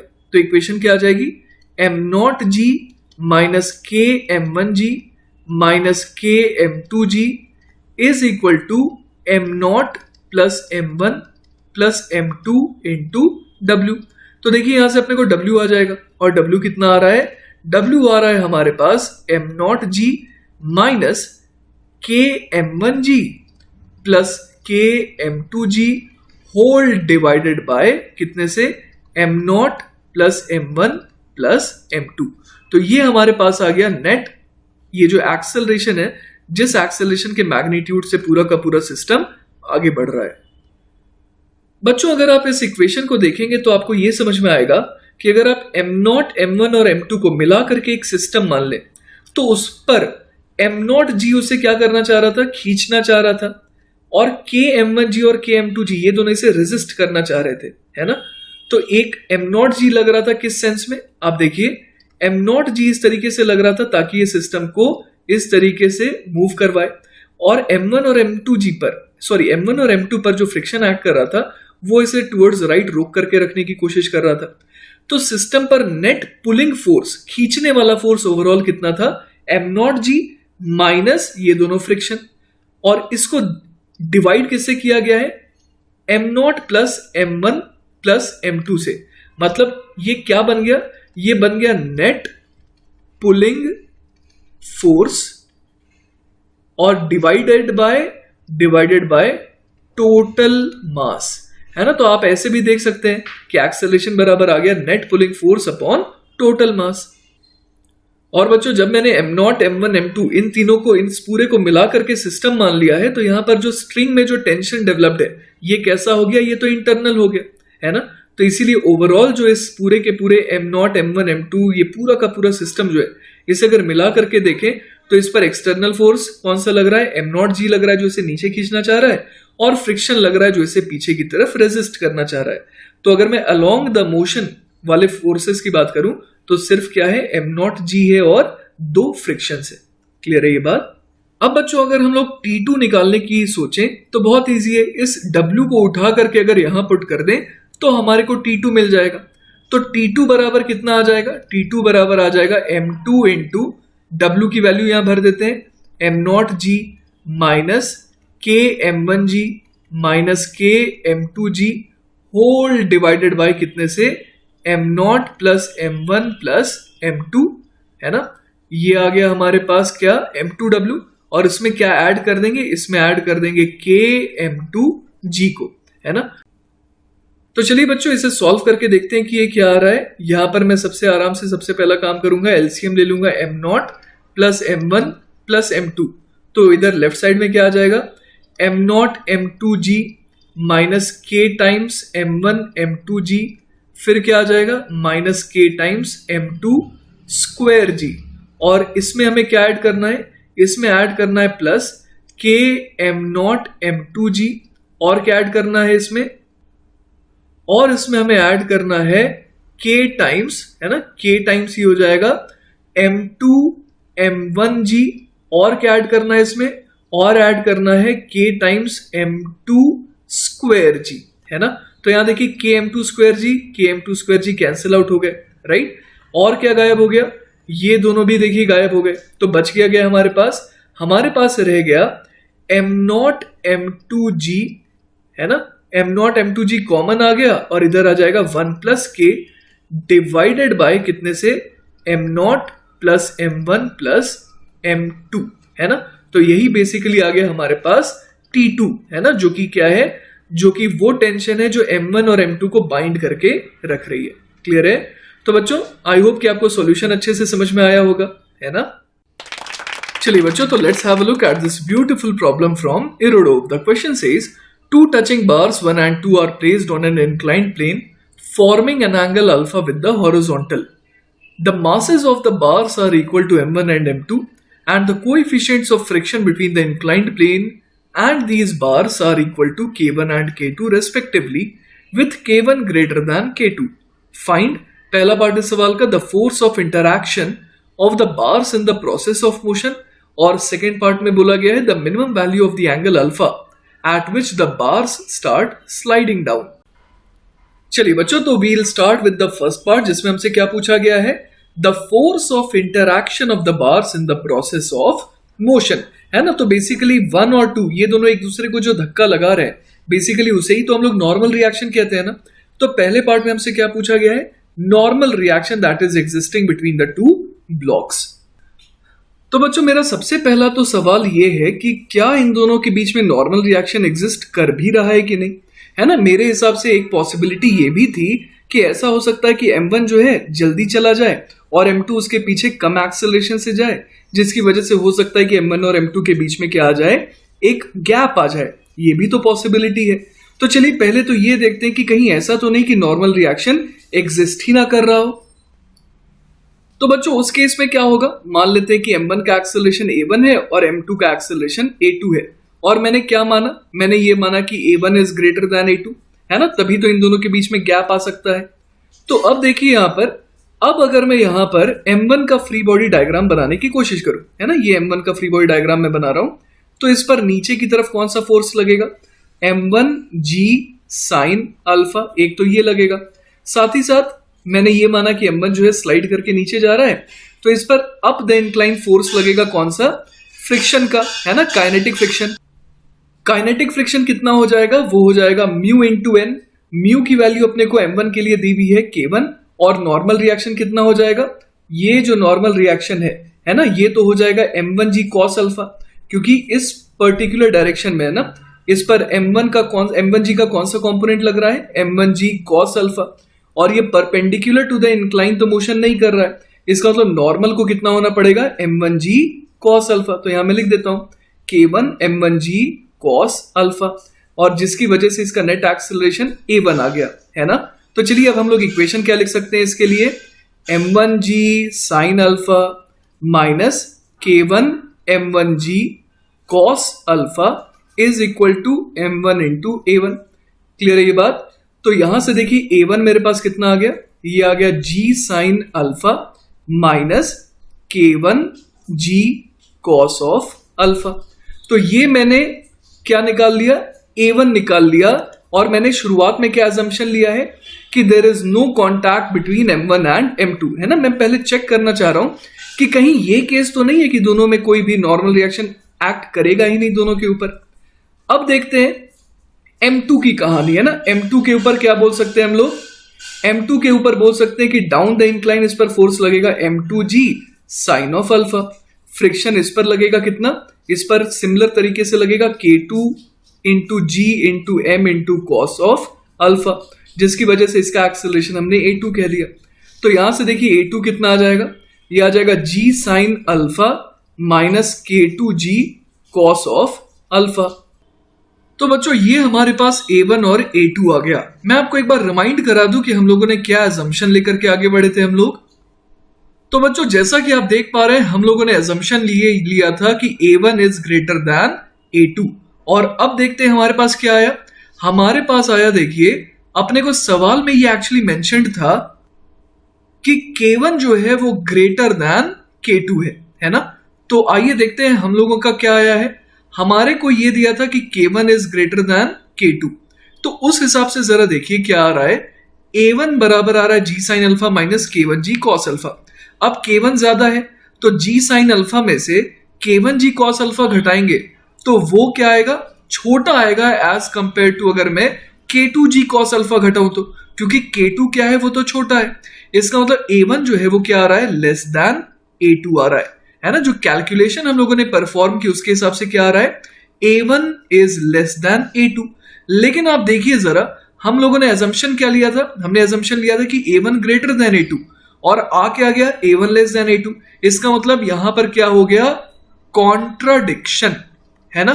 तो इस हिसाब से हम लोग इस नतीजे पर पहुंचे हैं कि इस केस में यह संभव नहीं है कि नॉर्मल जीरो हो। इसका मतलब normal is not equal to zero, और नॉर्मल बच्चों अगर जीरो नहीं है इसका एक ही मतलब है कि ये दोनों, है ना, ये दोनों ब्लॉक्स जो है 1 और 2, ये दोनों साथ में एक कॉमन एक्सेलरेशन के साथ स्लाइड करेंगे।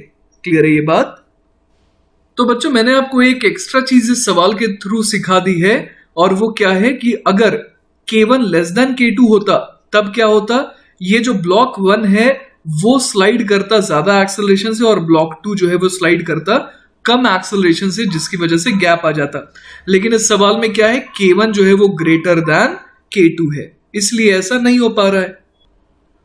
अब बच्चों एक और पॉसिबिलिटी थी ए पार्ट में, है ना, कि ये हो सकता था कि ये दोनों के दोनों जो है अपनी जगह पर रुके रहें।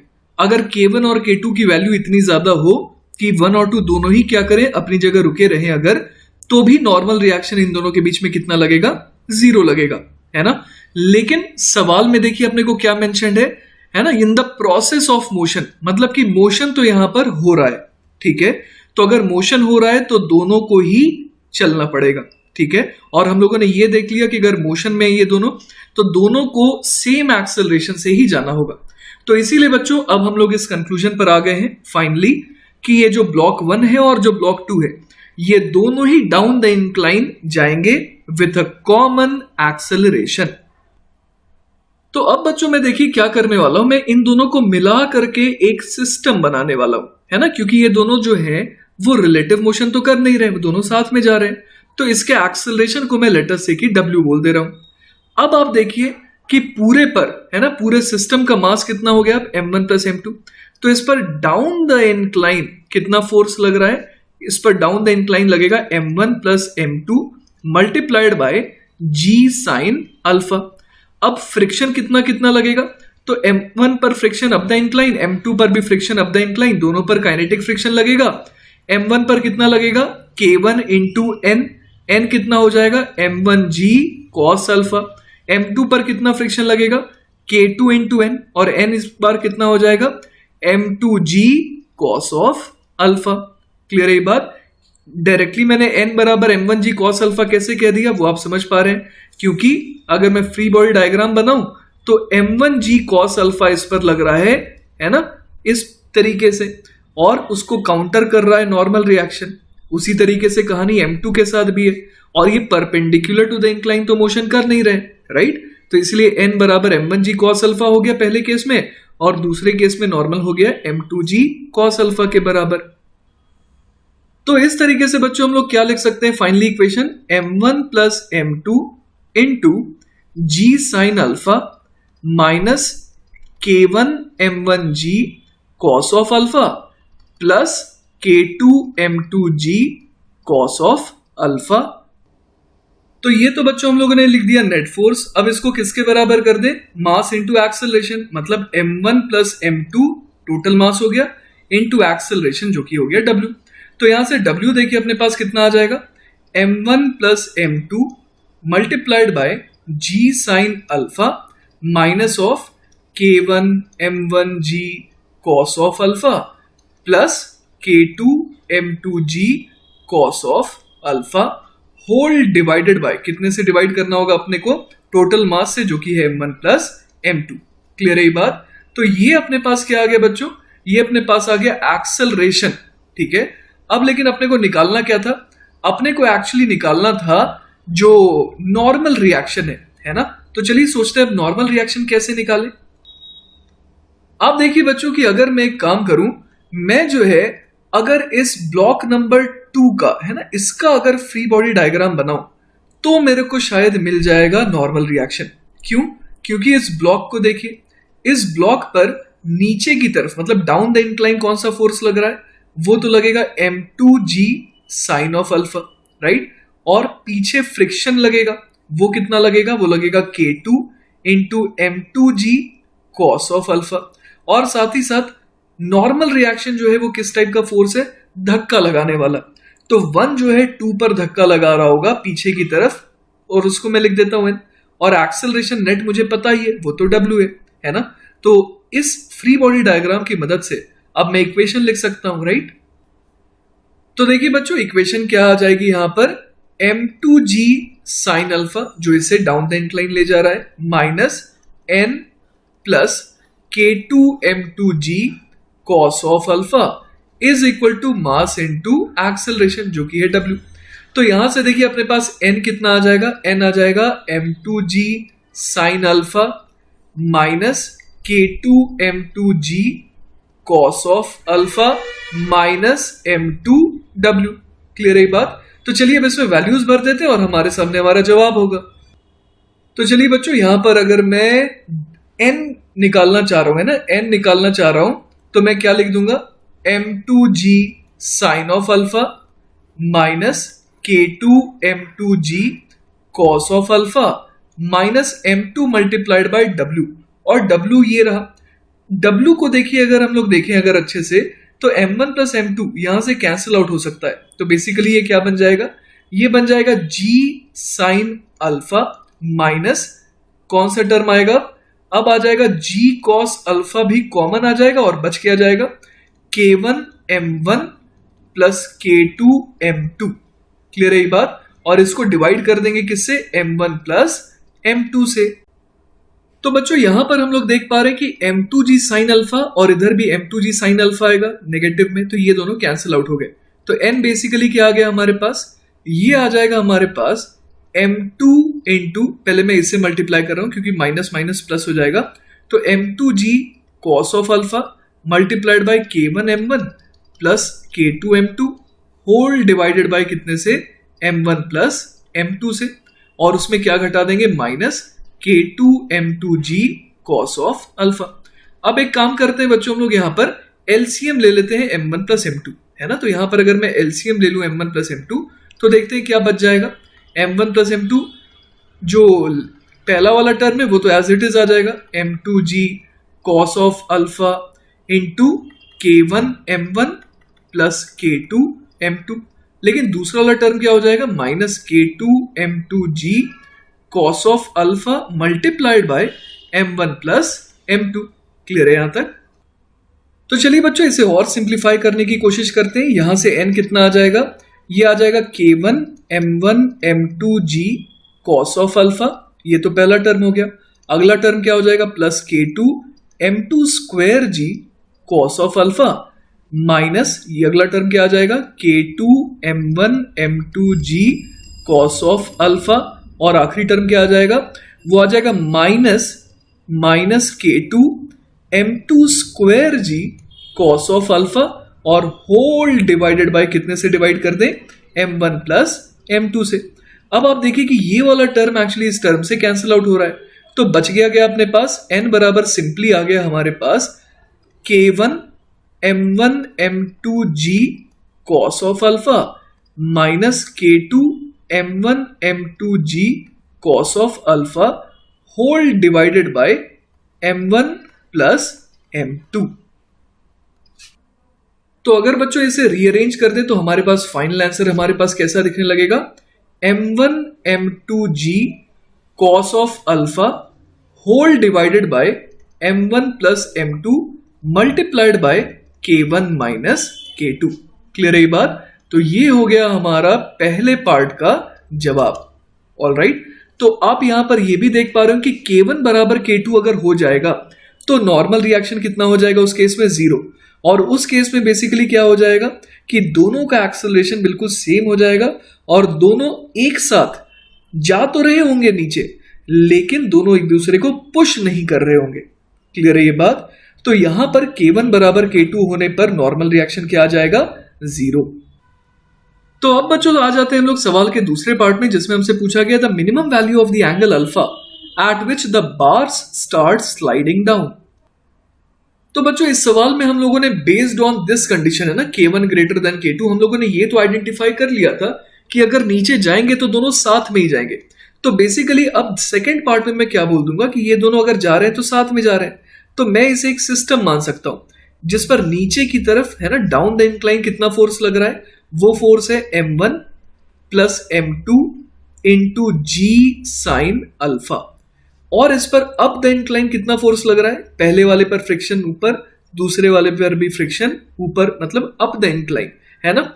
और यहां पर हम लोग क्या बोल देंगे कि अब मैक्सिमम जो फ्रिक्शन लग सकता है वो लगेगा उस पर्टिकुलर एंगल पर।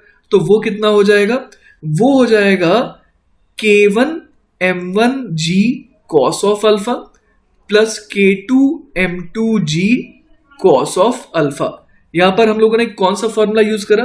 म्यू इंटू एन वाला, है ना। मतलब कि हम लोग यहां पर लिमिटिंग फ्रिक्शन की वैल्यू का इस्तेमाल कर रहे हैं, है ना। तो जब नीचे खींचने वाला फोर्स ऊपर की तरफ रोक के रखने वाले फोर्स के जब बराबर आ जाए, तो इस पर्टिकुलर एंगल पर हम लोग क्या कहेंगे कि अब ये at the verge of slipping है, ठीक है। अब तक तो फ्रिक्शन इतना सफिशिएंट था कि इसे रोक दे, लेकिन इस पर्टिकुलर एंगल अल्फा पर क्या होगा कि अब ये दोनों ब्लॉक्स जो है साथ में नीचे खिसकने की फिराक में आ जाएंगे। तो यहां से देखिए अपने पास क्या आ जाएगा, दोनों तरफ जी कॉमन लिया जा सकता है ना, जी को कैंसिल आउट कर देते हैं। तो यहां से देखिए साइन अपॉन कॉस, मतलब कि टैन ऑफ अल्फा, ये कितना आ जाएगा?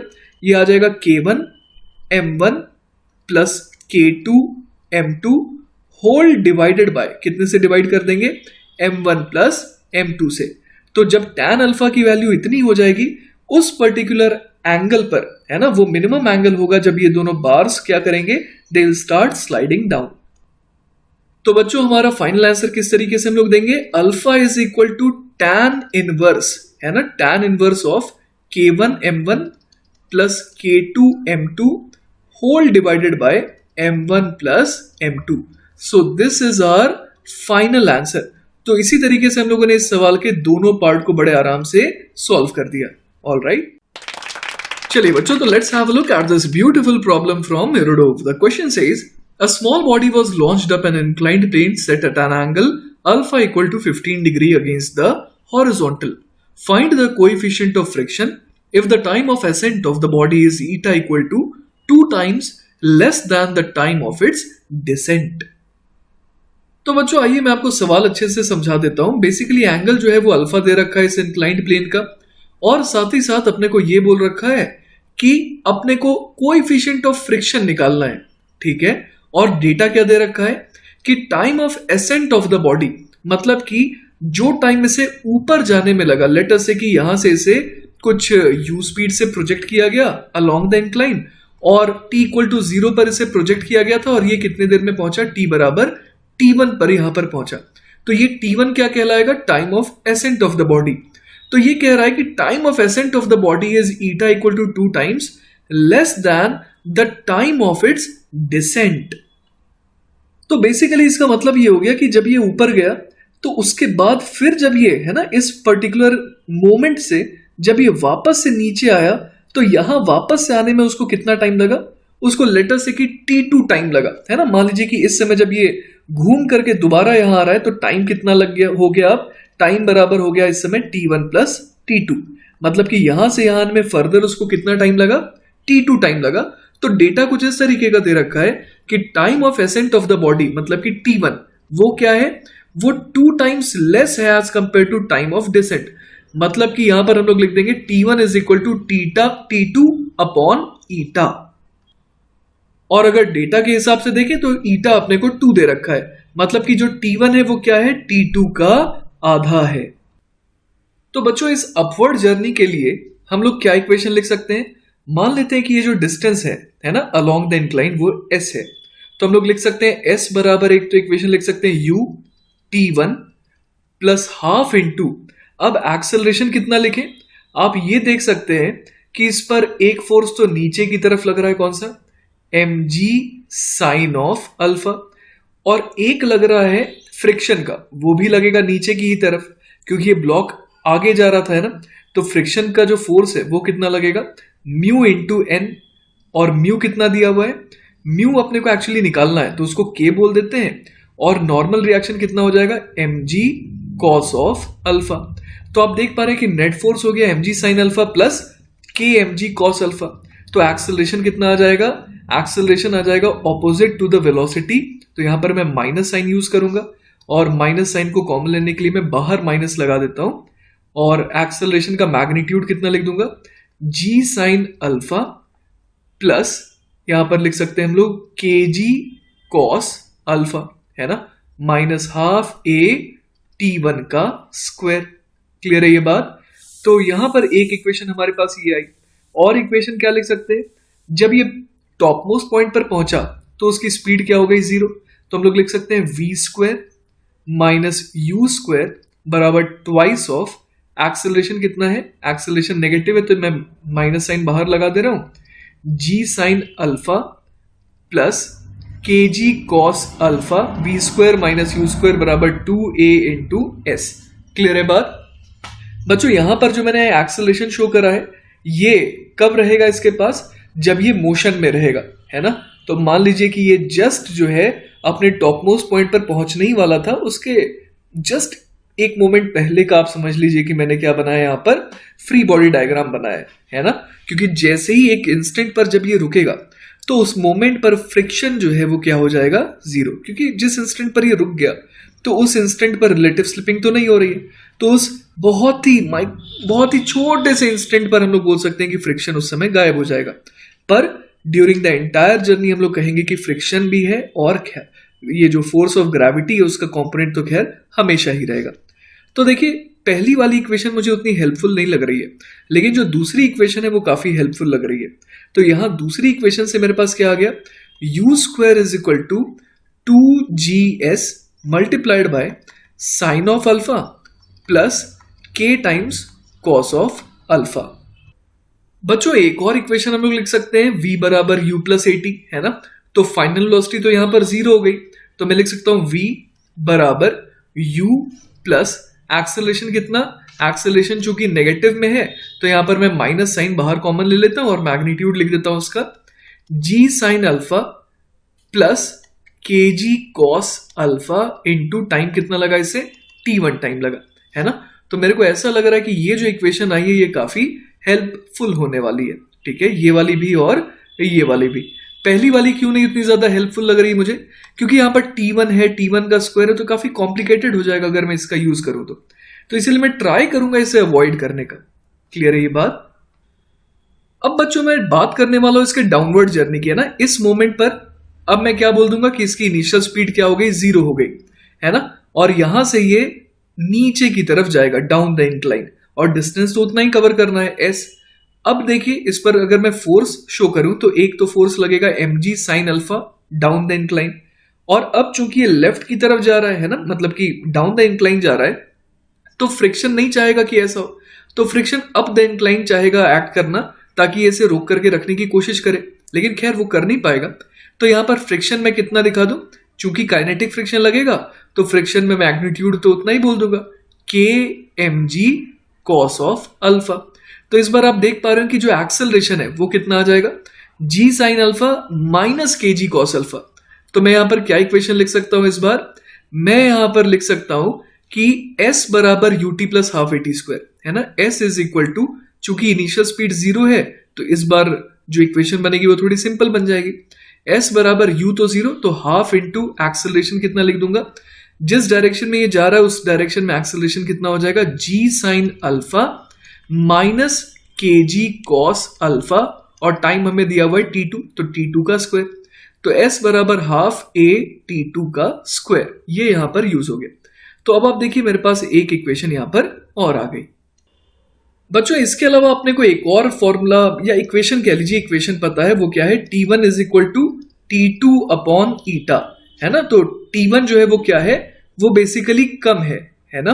तो हमारे पास एक और इक्वेशन आ गई। अब जो है एक बार सवाल देखते हैं कि अपने को निकालना क्या था, अपने को एक्चुअली फ्रिक्शन कोएफिशिएंट, है ना, K निकालना था। तो बच्चों एक आइडिया आ रहा है मुझे कि यहां से, है ना, ये जो चौथी इक्वेशन है इससे मुझे u मिल जाएगा। इस u की वैल्यू को अगर उठा करके मैं यहां भर दूं तो मेरे पास एक इक्वेशन आ जाएगी T1 के स्क्वायर के फॉर्म में। और यहां पर आप देखिए इक्वेशन नंबर 1 में मुझे T2 स्क्वायर दिया हुआ है, और मुझे इक्वेशन नंबर इसका नाम दे देते हैं 2, है ना, और इसका इक्वेशन नंबर 3। तो इक्वेशन नंबर 2 में मुझे T1 अपॉन T2 पता ही है, तो इस तरीके से हम लोग T1 square upon T2 square की वैल्यू निकाल सकते हैं। है ना, जिससे अपने को k मिल जाएगा। तो चलिए प्रोसीड करते हैं। बेसिकली फोर्थ इक्वेशन से मेरे पास क्या आ गया कि u is equal to G sine alpha plus K ji cos alpha into T1। तो इसको अगर मैं यहां भर दूं तो क्या आ जाएगा, g sine alpha plus k cos alpha, है ना, g मैंने कॉमन ले लिया, इंटू T1। इसका बेसिकली क्या करना है, whole square is equal to क्या आ जाएगा, 2gs sine of alpha plus k times cos of alpha. Clear है ये बात? तो यहां देखिए, यहां पर अपने पास एक g है इधर और इधर भी g है ना, इधर sign alpha plus k cos alpha का होल स्क्वायर है और यहां पर sign alpha plus k cos alpha already एक है। तो एक g और sign alpha plus k cos alpha को हम लोग गायब कर सकते हैं और यहां से स्क्वायर का टर्म हटा करके सिर्फ T1 स्क्वायर कर देते हैं। ठीक है, तो यहां से क्या आ जाएगा, g times sine of alpha plus k times cos of alpha multiplied by T1 square is equal to कितना आ जाएगा, सिंपली 2s।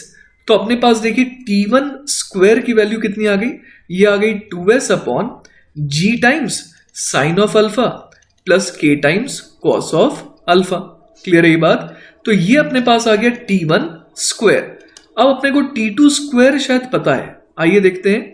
T2 स्क्वायर जो है वो पहली इक्वेशन से कितना है, पहली इक्वेशन से आ जाएगा 2s अपॉन, है ना, T2 का स्क्वायर आ जाएगा 2s upon g sine alpha minus के जी कॉस अल्फा। तो लिख देते हैं यहां पर T2 square is equal to 2s upon g sine alpha minus g, अगर मैं कॉमन ले लूं तो ये बन जाएगा k कॉस अल्फा। क्लियर है ये बात? तो अब देखिए, अगर मैं T1 square upon T2 square निकालना चाहूं तो मैं ऊपर वाली इक्वेशन की मदद ले सकता हूं, है ना। ऊपर जो एक इक्वेशन थी मेरे पास, T1 बराबर T2 अपॉन ईटा, है ना, तो इसकी मदद में ले लेता हूं। तो यहां लिख देता हूं मैं T1 is equal to T2 upon eta. तो यहां से क्या आ जाएगा, यहां से आ जाएगा T1 अपॉन T2 का whole square is equal to आ जाएगा ये 1 अपॉन ईटा स्क्वायर। ठीक है, तो देखिए बच्चों, यहां से अगर हम लोग T1 square upon T2 square देखें तो यहां से कितना आ जाएगा, यहां से आ जाएगा बेसिकली g टाइम्स g, तो कैंसिल आउट हो जाएगा ना, sine alpha minus K cos alpha, यहां मैं लिख देता हूं sine alpha minus K cos alpha whole divided by sine of alpha plus K cos alpha, और ये कितने के बराबर आ जाएगा, 1 अपॉन ईटा स्क्वायर के। तो अगर यहां से आगे बढ़े तो क्या आ जाएगा, sine alpha minus K cos alpha multiplied by eta square is equal to sine of alpha plus K cos alpha. अब अपने को k निकालना है, राइट? तो कैसे निकालें, k कॉमन ले लेते हैं, इधर आ जाएगा कॉस ऑफ अल्फा प्लस ये कितना आ जाएगा, eta square cos of alpha is equal to कितना आ जाएगा, ये sine of alpha multiplied by eta square minus 1, है ना। तो यहां से देखिए क्या आ जाएगा अपने पास, k इज इक्वल टू, है ना, k is equal to sine alpha upon cos of alpha multiplied by eta square minus 1 upon ये कितना बन जाएगा, ईटा स्क्वायर प्लस 1। तो बेसिकली हमारे पास फाइनली k कितना आ गया, ये आ गया tan of alpha multiplied by eta square minus 1 upon eta square plus 1। So this is our final answer. अब जो डेटा दिया है उसको हम लोग भर देंगे, तो खैर जो जवाब आएगा वो निकालना कोई बड़ी बात नहीं है। क्लियर है ये बात? तो वैसे अगर आप डेटा भर देंगे तो फाइनली k बराबर आ जाएगा 0.16। क्लियर है ये बात? तो आई होप कि आपको सॉल्यूशन अच्छे से समझ में आया होगा। Alright students, let's have a look at this beautiful problem from Erudov. The question says, the following parameters of the arrangement of figure 1.11 are available. The angle alpha which the inclined plane forms with the horizontal and the coefficient of friction k between the body m1 and the inclined plane. The masses of the pulley and the threads as well as the friction in the pulley are negligible. Assuming both bodies to be motionless at the initial moment, find the mass ratio m2 upon m1 at which the body m2, and there are three parts. First part is starts coming down, then starts going up and then is at rest. तो चलिए बच्चों सवाल को समझने की कोशिश करते हैं कि यहाँ कहना क्या चाह रहा है सवाल। बेसिकली एक इंक्लाइंड प्लेन है जिसका एंगल अल्फा है और यहाँ पर अपने को दिख रहा है कि यहाँ पर दो ऑब्जेक्ट्स है ना, M1 और M2 है ना, ये दोनों जो है इस तरीके से रखे हुए यहाँ पर। M2 जो है वो हैंग कर रहा है और M1 जो है वो इंक्लाइंड प्लेन पर है, and both of them are connected by a string है ना, which is passing over a pulley. Pulley और ये जो स्ट्रिंग है ये बिल्कुल मासलेस है, आइडियल है, फ्रिक्शनलेस भी है। और अपने को यहाँ पर है ना कंडीशन निकालनी है। किसकी कंडीशन निकालनी है? Mass ratio M2 upon M1 की, सच दैट कि यहां पर तीन केसेस है। एक में ये जो M2 है वो स्टार्ट्स कमिंग डाउन है ना, ये नीचे जाने लगे। एक में क्या हो जाए, M2 ऊपर जाने लगे। और एक केस ऐसा भी बताना है जब M2 और M1 दोनों ही क्या रहे, बिल्कुल रुके हुए रहे। ठीक है, तो चलिए शुरुआत करते हैं। बच्चों सबसे पहले हम लोग सोचते हैं केस ए के बारे में, जिसमें M2 को क्या होना है, M2 शुड गो डाउन है ना, M2 should start coming down. तो अब हम लोग एक काम करते हैं, फ्री बॉडी डायग्राम्स बनाते हैं। ठीक है, तो मान लीजिए यहां पर मैंने M2 बना दिया। अब M2 पर कौन सा फोर्स लगेगा, नीचे की तरफ लगेगा M2 इंटू जी, और ऊपर की तरफ क्या लगेगा, टेंशन लगेगा है ना। ये हमने यहां पर कंडीशन दिखा दी है। और बच्चों हमें क्या कंडीशन निकालनी है कि ये जस्ट नीचे जाने लगे है ना। तो हम लोग डाउनवर्ड डायरेक्शन में एक्सेलरेशन तो दिखा रहे हैं है ना, लेटर से ए दिखा रहे हैं, लेकिन उसकी वैल्यू क्या बोल देंगे, जीरो, कि जस्ट वो ऑलमोस्ट जीरो एक्सेलरेशन से नीचे की तरफ जाने लगे। तो एक इक्वेशन हमारे पास आ जाएगी कौन सी, tension is equal to M2 into g. ठीक है, अब मान लीजिए मैं M1 के बारे में बात करूं। M1 पर एक तो down the incline force of gravity का एक कंपोनेंट लगेगा M1G sine of alpha. Clear है। अब ये हम लोग मान रहे हैं कि ये जस्ट ऊपर स्लाइड कर रहा है ना, with zero acceleration, almost negligible acceleration से ये ऊपर जाने की कोशिश कर रहा है। तो हम लोग समझ सकते हैं कि फ्रिक्शन की डायरेक्शन होगी डाउन द इंक्लाइन, क्योंकि वो उसे रोक करके रखना चाहेगा। तो इसमें हम लोगों को फ्रिक्शन भी ऐड करना होगा, और वो कितना हो जाएगा, म्यू इंटू एन है ना। और बच्चों सवाल में अपने को म्यू की वैल्यू दे रखी है के, और नॉर्मल कितना हो जाएगा, नॉर्मल हो जाएगा M1G कॉस ऑफ अल्फा है ना। क्योंकि अगर मैं M1 का फ्री बॉडी डायग्राम में वर्टिकल मतलब कि perpendicular to the plane forces भी शो करूं, तो ऊपर की तरफ इस तरीके से n लगेगा, और नीचे की तरफ है ना, मतलब मैं ऊपर नीचे with respect to the incline कह रहा हूं, नीचे की तरफ लगेगा M1G कॉस ऑफ अल्फा है ना, M1G का एक कॉम्पोनेंट। तो इसीलिए n बराबर मैंने कह दिया M1G cos alpha, because there is no motion perpendicular to the incline, right? M1 का ऐसा तो कोई भी मोशन नहीं हो रहा है। तो यहां पर मैंने क्या शो कर दिया, M1 पर लगने वाले डाउन द इंक्लाइन वाले फोर्सेस। अब अप द इंक्लाइन कौन सा फोर्स लग रहा है, टेंशन। तो अब मैं क्या लिख दूंगा, चूंकि एक्सेलरेशन जीरो है तो मैं लिख सकता हूं tension is equal to M1G sine of alpha plus K times M1G cos of alpha. Clear है ये बात। तो यहां से देखिए अपने पास कंडीशन क्या आ गई, यहां से आ गया अपने पास M2G इज इक्वल टू, क्योंकि जो पहली इक्वेशन थी वो क्या थी, T इक्वल टू M2G, दूसरी इक्वेशन है T बराबर इतना है ना, M1G sine alpha plus K M1G cos alpha. तो यहां से अपने पास क्या आ गया, M2G is equal to M1G sine of alpha plus K times M1G cos of alpha. Clear है। तो यहां से देखते हैं कि अपने को रेशियो कौन सा चाहिए था, अपने को बच्चों M2 अपॉन M1 चाहिए था। तो पूरी इक्वेशन को अगर मैं M1 से डिवाइड कर दूं है ना, यहां भी M1 यहां भी M1, तो डायरेक्टली आप देख पा रहे हैं कि G और G कैंसिल आउट हो गए, M1 से M1 चला गया, M1 से M1 गायब हो गया। तो M2 अपॉन M1 ये कितना आ गया, ये आ जाएगा हमारे पास sine of alpha plus K times cos of alpha है ना। तो हमारे पास रेशियो आ गया M2 अपॉन M1 का।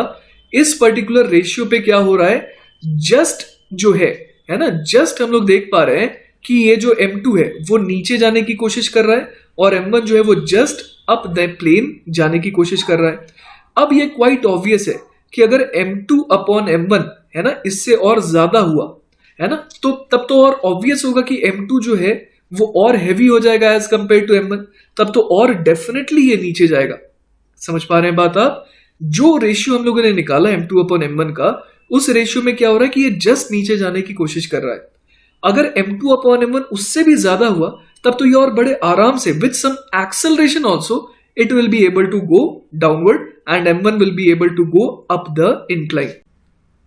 तो इसीलिए बच्चों पहले पार्ट का हमारा जवाब क्या हो जाएगा, M2 upon M1 should be greater than sign alpha plus K cos alpha, मैंने इक्वल टू वाले को हटा दिया क्योंकि उस केस में क्या आ रहा है, उस केस में acceleration exactly equal to zero आ रहा है। मुझे एक्सेलरेशन क्या चाहिए, जस्ट ग्रेटर देन जीरो चाहिए। तो इसीलिए मैंने m2 अपॉन m1 को क्या कर दिया, greater than sign alpha plus k cos alpha. तो बच्चों जिस तरीके से हम लोगों ने ए पार्ट को निपटाया उसी तरीके से बी पार्ट को भी अब निपटाने की कोशिश करते हैं। अब क्या बोला है कि m2 जो है it should start going up, है ना, मतलब कि m2 अब ऊपर जाए और उस हिसाब से m1 डाउन द इंक्लाइन जाए। तो अगर मैं यहां पर m2 का फ्री बॉडी डायग्राम बनाऊं, है ना, m2 का फ्री बॉडी डायग्राम अगर मैं बनाऊंगा यहां पर, तो फिर से मैं वैसा ही कुछ शो कर सकता हूं कि ऊपर लग रहा है टेंशन, नीचे लग रहा है m2g, और अब मैं जस्ट कह रहा हूं कि एक्सेलरेशन ऑलमोस्ट क्या है, जीरो है, मतलब जीरो एक्सेलरेशन के साथ ये जस्ट ऊपर जा रहा है। क्लियर है बात? तो मैं क्या लिख सकता हूं, tension is equal to m2 into g. इसी तरीके से अगर मैं यहां पर m1, है ना, m1 का फ्री बॉडी डायग्राम बनाऊं तो उसके फ्री बॉडी डायग्राम में मैं क्या क्या दिखाऊंगा, एक तो टेंशन खींचता ही है हमेशा, उसके अलावा जो फोर्स ऑफ ग्रेविटी उसका एक कंपोनेंट इधर आ जाएगा m1g साइन ऑफ अल्फा। अब बच्चों फ्रिक्शन की डायरेक्शन पलट जाएगी क्योंकि अब m1 डाउन द इंक्लाइन जा रहा है तो फ्रिक्शन इस पर लगेगा अप द इंक्लाइन, है ना, काइनेटिक फ्रिक्शन। तो ये फ्रिक्शन की वैल्यू हम लोग कितनी कह देंगे, फ्रिक्शन हो जाएगा यहां पर k टाइम्स n, और n कितना है, m1g cos of alpha. Again हम लोग कह रहे हैं कि एक्सेलरेशन जो है वो ऑलमोस्ट क्या है, जीरो है ना, ताकि ये जस्ट जो है it should begin to move down the incline. तो हम लोग क्या इक्वेशन लिख सकते हैं यहां पर, m1g sine of alpha is equal to tension plus k times m1g cos of alpha. अब देखिए फिर से अपने पास दो इक्वेशंस आ गई, है ना, एक तो ये आ गई इक्वेशन और एक इक्वेशन आ गई ये। क्लियर है? तो अब इन दोनों की मदद से हम लोग निकाल सकते हैं जवाब। कैसे? तो आइए देखते हैं। m1g sine alpha is equal to tension के बदले में क्या लिख सकता हूं, m2 into g plus k times यहां पर आ जाएगा एक्स्ट्रा क्या, k m1g cos of alpha, right. तो यहां से देखिए क्या आ गया, m2 बराबर आ गया m1 sine of alpha minus k times m1 cos of alpha. Clear है यहां तक? तो अब अगर मैं m2 अपॉन m1 निकालना चाहूं तो यहां पर मैं m1 से डिवाइड कर दूंगा, यहां भी m1 से डिवाइड कर दूंगा। तो m2 अपॉन m1 कितना आ गया, ये आ गया sine of alpha minus k times cos of alpha.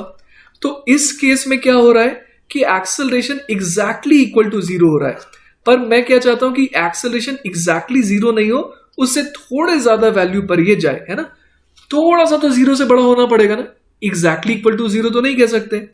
तो आप ये समझिए कि अगर m2 अपॉन m1 की वैल्यू ये आ रही है ना, m2 अपॉन m1 की वैल्यू क्या आ रही है हमारे लिए, sign alpha minus k cos alpha. इस वैल्यू पर क्या हो रहा है, इस वैल्यू पर हमें यह समझ में आ रहा है कि m2 इतना हल्का है कि m1 जो है इसे अपनी तरफ खींच ले रहा है ना। तो अगर m2 अपॉन m1 इससे भी और कम आ जाए तो क्या होगा, अगर m2 अपॉन m1 इससे भी कम आ जाएगा, इसका मतलब कि m2 को और हल्का कर दिया एज कंपेयर टू m1, तो उस केस में तो ऑब्वियस है कि m2 और बड़े आराम से ऊपर जाएगा, है ना, और m1 डाउन द इंक्लाइन जाएगा ही जाएगा।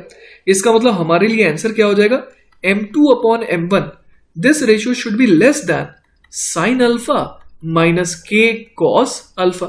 तो ये हो जाएगा हमारे सेकेंड पार्ट का जवाब। क्लियर है ये बात? तो अब आ जाते हैं सवाल के तीसरे पार्ट में, जिसमें वो क्या कह रहा है हमसे। तीसरे पार्ट में देखिए हमसे कह रहा है कि m2 इज एट रेस्ट। तो बच्चों अगर हम लोग ए पार्ट और बी पार्ट को कंबाइन करके देखें तो हम लोगों ने ए पार्ट में देखा था कि अगर m2 upon m1 greater than sign alpha plus k cos alpha हो जाए तो उस केस में m2 जो है वो क्या कर रहा था, वो डाउनवर्ड डायरेक्शन में मूव कर रहा था। बी पार्ट में हम लोगों ने देखा कि अगर m2 upon m1 less than sign alpha minus k cos alpha हो जाए तो उस केस में m2 क्या कर रहा था, वो ऊपर की तरफ जा रहा था। तो इसका मतलब ये हो गया कि अगर m2 अपॉन m1 है ना, वो अगर less than sign alpha plus k cos alpha हो जाए और साथ ही साथ वो अगर, है ना, वो अगर ग्रेटर देन हो जाए किससे, sign alpha minus k cos alpha से। मतलब समझ रहे हैं, ए और बी दोनों के ही कंडीशन के अलावा जो बची हुई कंडीशन है अगर उसमें रहेगा तो क्या होगा, m2 जो है उस पर्टिकुलर केस में ना नीचे जा पाएगा ना ऊपर जा पाएगा, मतलब m2 will be at rest. तो आप समझ पा रहे हो कि सी पार्ट का जवाब हम लोग बड़े आराम से निकाल सकते हैं using the answers of A part and B part, है ना। तो ए पार्ट में कहा गया था कि क्या वैल्यू रखें, किस रेंज में m2 अपॉन m1 को रखें सच दैट कि m2 नीचे जाए। सेकेंड पार्ट में पूछा गया था कि m2 अपॉन m1 की क्या रेंज ऑफ वैल्यूज हो सच दैट कि m2 ऊपर जाए। तो सी पार्ट में हमसे कहा कि ना ऊपर जाए ना नीचे जाए, तो जो कंडीशन बच गई वो हमारा जवाब हो गया। ऑलराइट, तो आई होप बच्चों कि आपको ये सॉल्यूशन अच्छे से समझ में आया होगा। चलिए बच्चों, तो let's have a look at this beautiful problem from Irodov. सवाल है, a bar of mass m is pulled by means of a thread up an inclined plane forming an angle alpha with the horizontal. The coefficient of friction is equal to k. Find the angle beta which the thread must form with the inclined plane for the tension of the thread to be minimum. What is it equal to?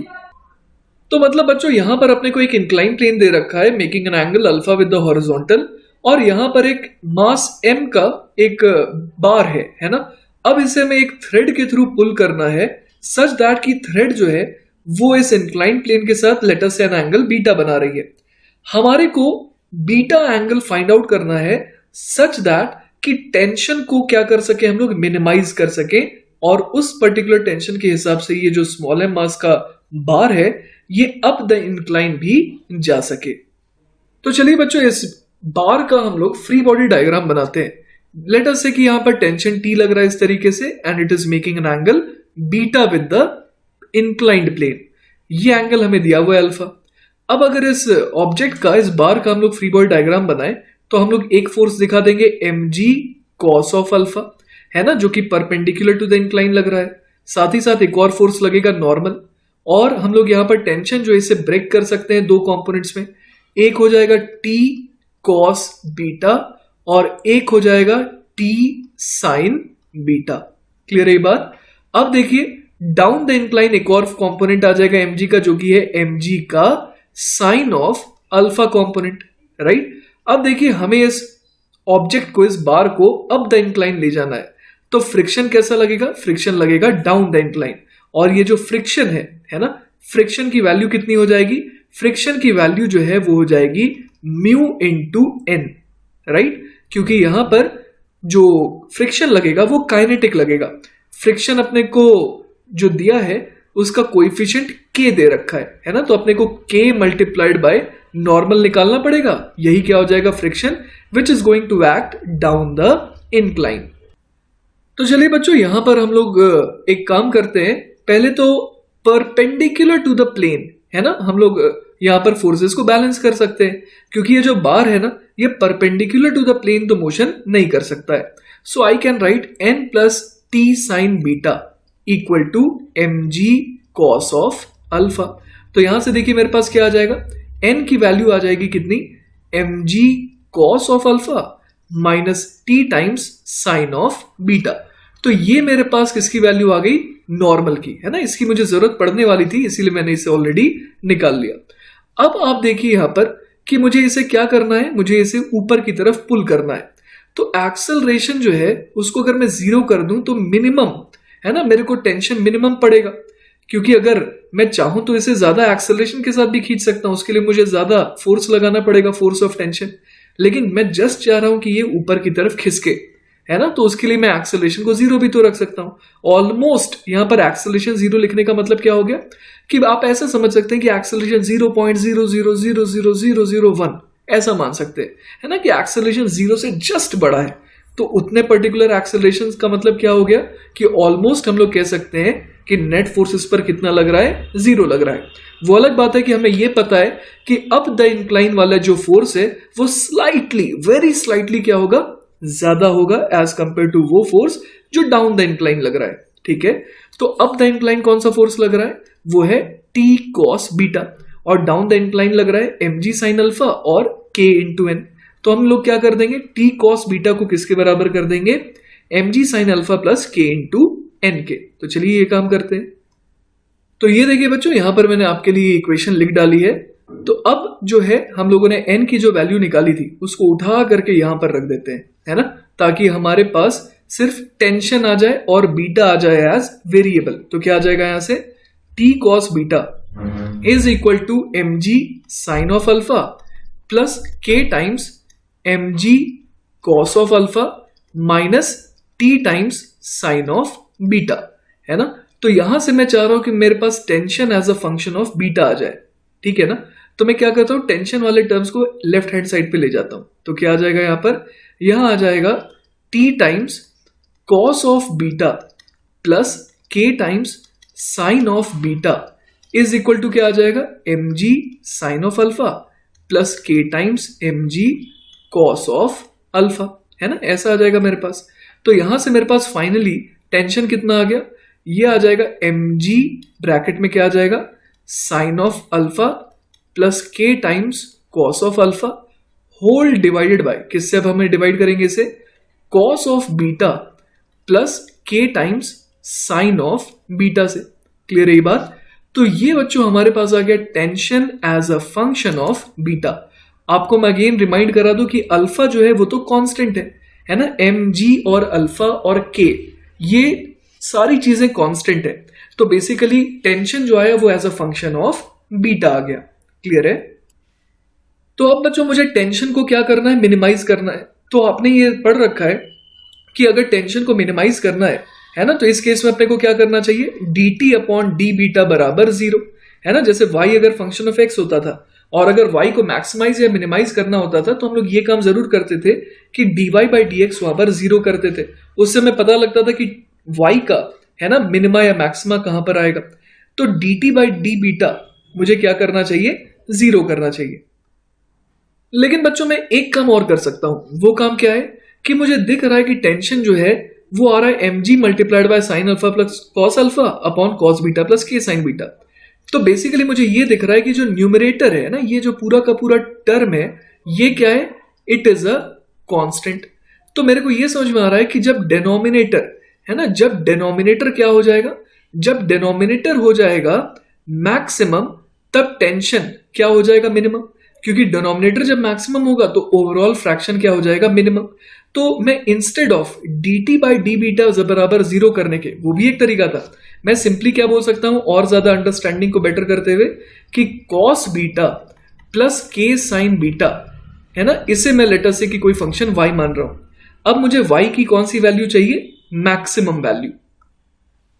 तो बच्चों मैं simply क्या करूंगा, dy upon D beta बराबर 0 कर दूंगा। तो पहले dy अपॉन डी बीटा निकालते हैं, कितना आ रहा है, ये आ जाएगा minus sign beta plus K cos beta, इसको मुझे करना है 0 के बराबर। तो यहां से k कितना आ जाएगा, k यहां से आ जा रहा है tan ऑफ बीटा। क्लियर है ये बात। तो मेरे पास k बराबर tan ऑफ बीटा आ गया और इस वैल्यू पर dy अपॉन डी बीटा क्या आ रहा है, 0 आ रहा है। अब लेकिन बच्चों चेक कर लेते हैं कि k बराबर tan बीटा रखने पर यहां पर मैक्सिमम वैल्यू आ रही है या फिर मिनिमम वैल्यू आ रही है। तो बच्चों उसके लिए क्या कर सकते हैं हम लोग simply dy upon D beta को देखते हैं, है ना। तो dy अपॉन डी बीटा को अगर देख रहे हैं तो इसको अगर एक बार और डिफरेंशिएट करते हैं, मतलब d2y upon D beta square, तो ये कितना आ जाएगा, माइनस साइन बीटा का डिफरेंशिएशन, ये हो जाएगा minus cos beta plus K cos beta का डिफरेंशिएशन कितना हो जाएगा, ये हो जाएगा माइनस ऑफ, है ना, माइनस ऑफ के साइन बीटा। अब इसमें हम लोग क्या कर देंगे, यहां पर इसमें हम लोग k की वैल्यू रख देते हैं tan बीटा। तो चलिए k की वैल्यू tan बीटा रख के देखते हैं क्या आ रहा है, minus cos beta minus k की वैल्यू tan बीटा है, मतलब ये हो जाएगा sine square beta upon cos beta, है ना। तो ये हो जाएगा क्या, d2y upon D beta square, कब, जब k की वैल्यू कितनी है, tan ऑफ बीटा। ठीक है ना। तो यहां से देखिए क्या जा रहा है, अगर मैं देखूं एलसीएम लेकर के, तो cos बीटा आ जाएगा डिनोमिनेटर में और ऊपर क्या आ जाएगा, माइनस ऑफ, ये बन जाएगा sine square beta plus cos square beta. तो ये बेसिकली क्या आ गया, minus of 1 upon cos of beta. तो बच्चों हमारे को ये पता है कि अगर हमें इसे अप द इंक्लाइन ले जाना है तो यहां पर बीटा को कैसा होना पड़ेगा, एक्यूट होना पड़ेगा, और कॉस बीटा जो है उस केस में कैसा आ जाएगा, पॉजिटिव। तो ओवरऑल टर्म कैसा आ जाएगा, नेगेटिव। तो हमें ये समझ में आ गया कि अगर d2y upon D beta square अगर ये आ रहा है नेगेटिव, मतलब अपने को क्या मिला, अपने को मिला मैक्सिमा। क्लियर है। तो इसका मतलब ये हो गया कि हमने जो k बराबर tan बीटा निकाला था, इस पे हमारे को y की कौन सी वैल्यू मिलेगी, मैक्सिमम वैल्यू मिलेगी। और बच्चों आपको ध्यान होगा कि अपने को cos beta plus k sin beta की मैक्सिमम वैल्यू ही चाहिए थी, है ना। तो अब हम लोग एक काम करते हैं, सिंपली यहां पर जो हम लोगों ने वैल्यू निकाली है ना उसको भर देते हैं।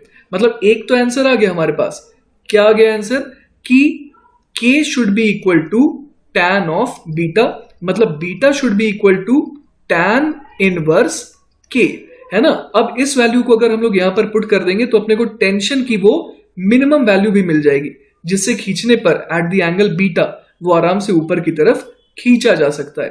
तो यहां पर क्या भर देंगे, t बराबर आ जाएगा, न्यूमरेटर तो कांस्टेंट है, mg multiplied by sine of alpha plus k times cos of alpha. इसको किससे डिवाइड करेंगे, cos beta plus k sign beta से।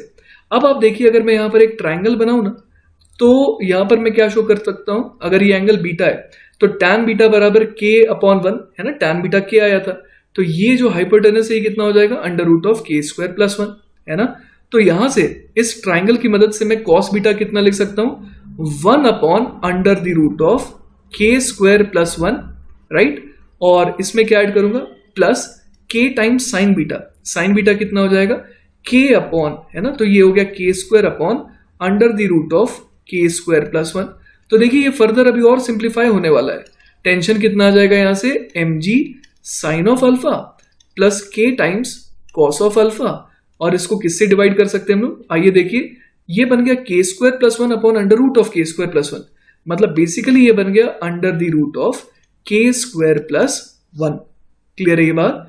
तो ये हो गई टेंशन की कौन सी वैल्यू, ये हो गई टेंशन की मिनिमम वैल्यू, जो कब आ रही है, जब हम लोग k बराबर कितना ले रहे हैं, tan ऑफ बीटा। ऑलराइट बच्चों, तो आई होप आपको ये सॉल्यूशन अच्छे से समझ में आया होगा।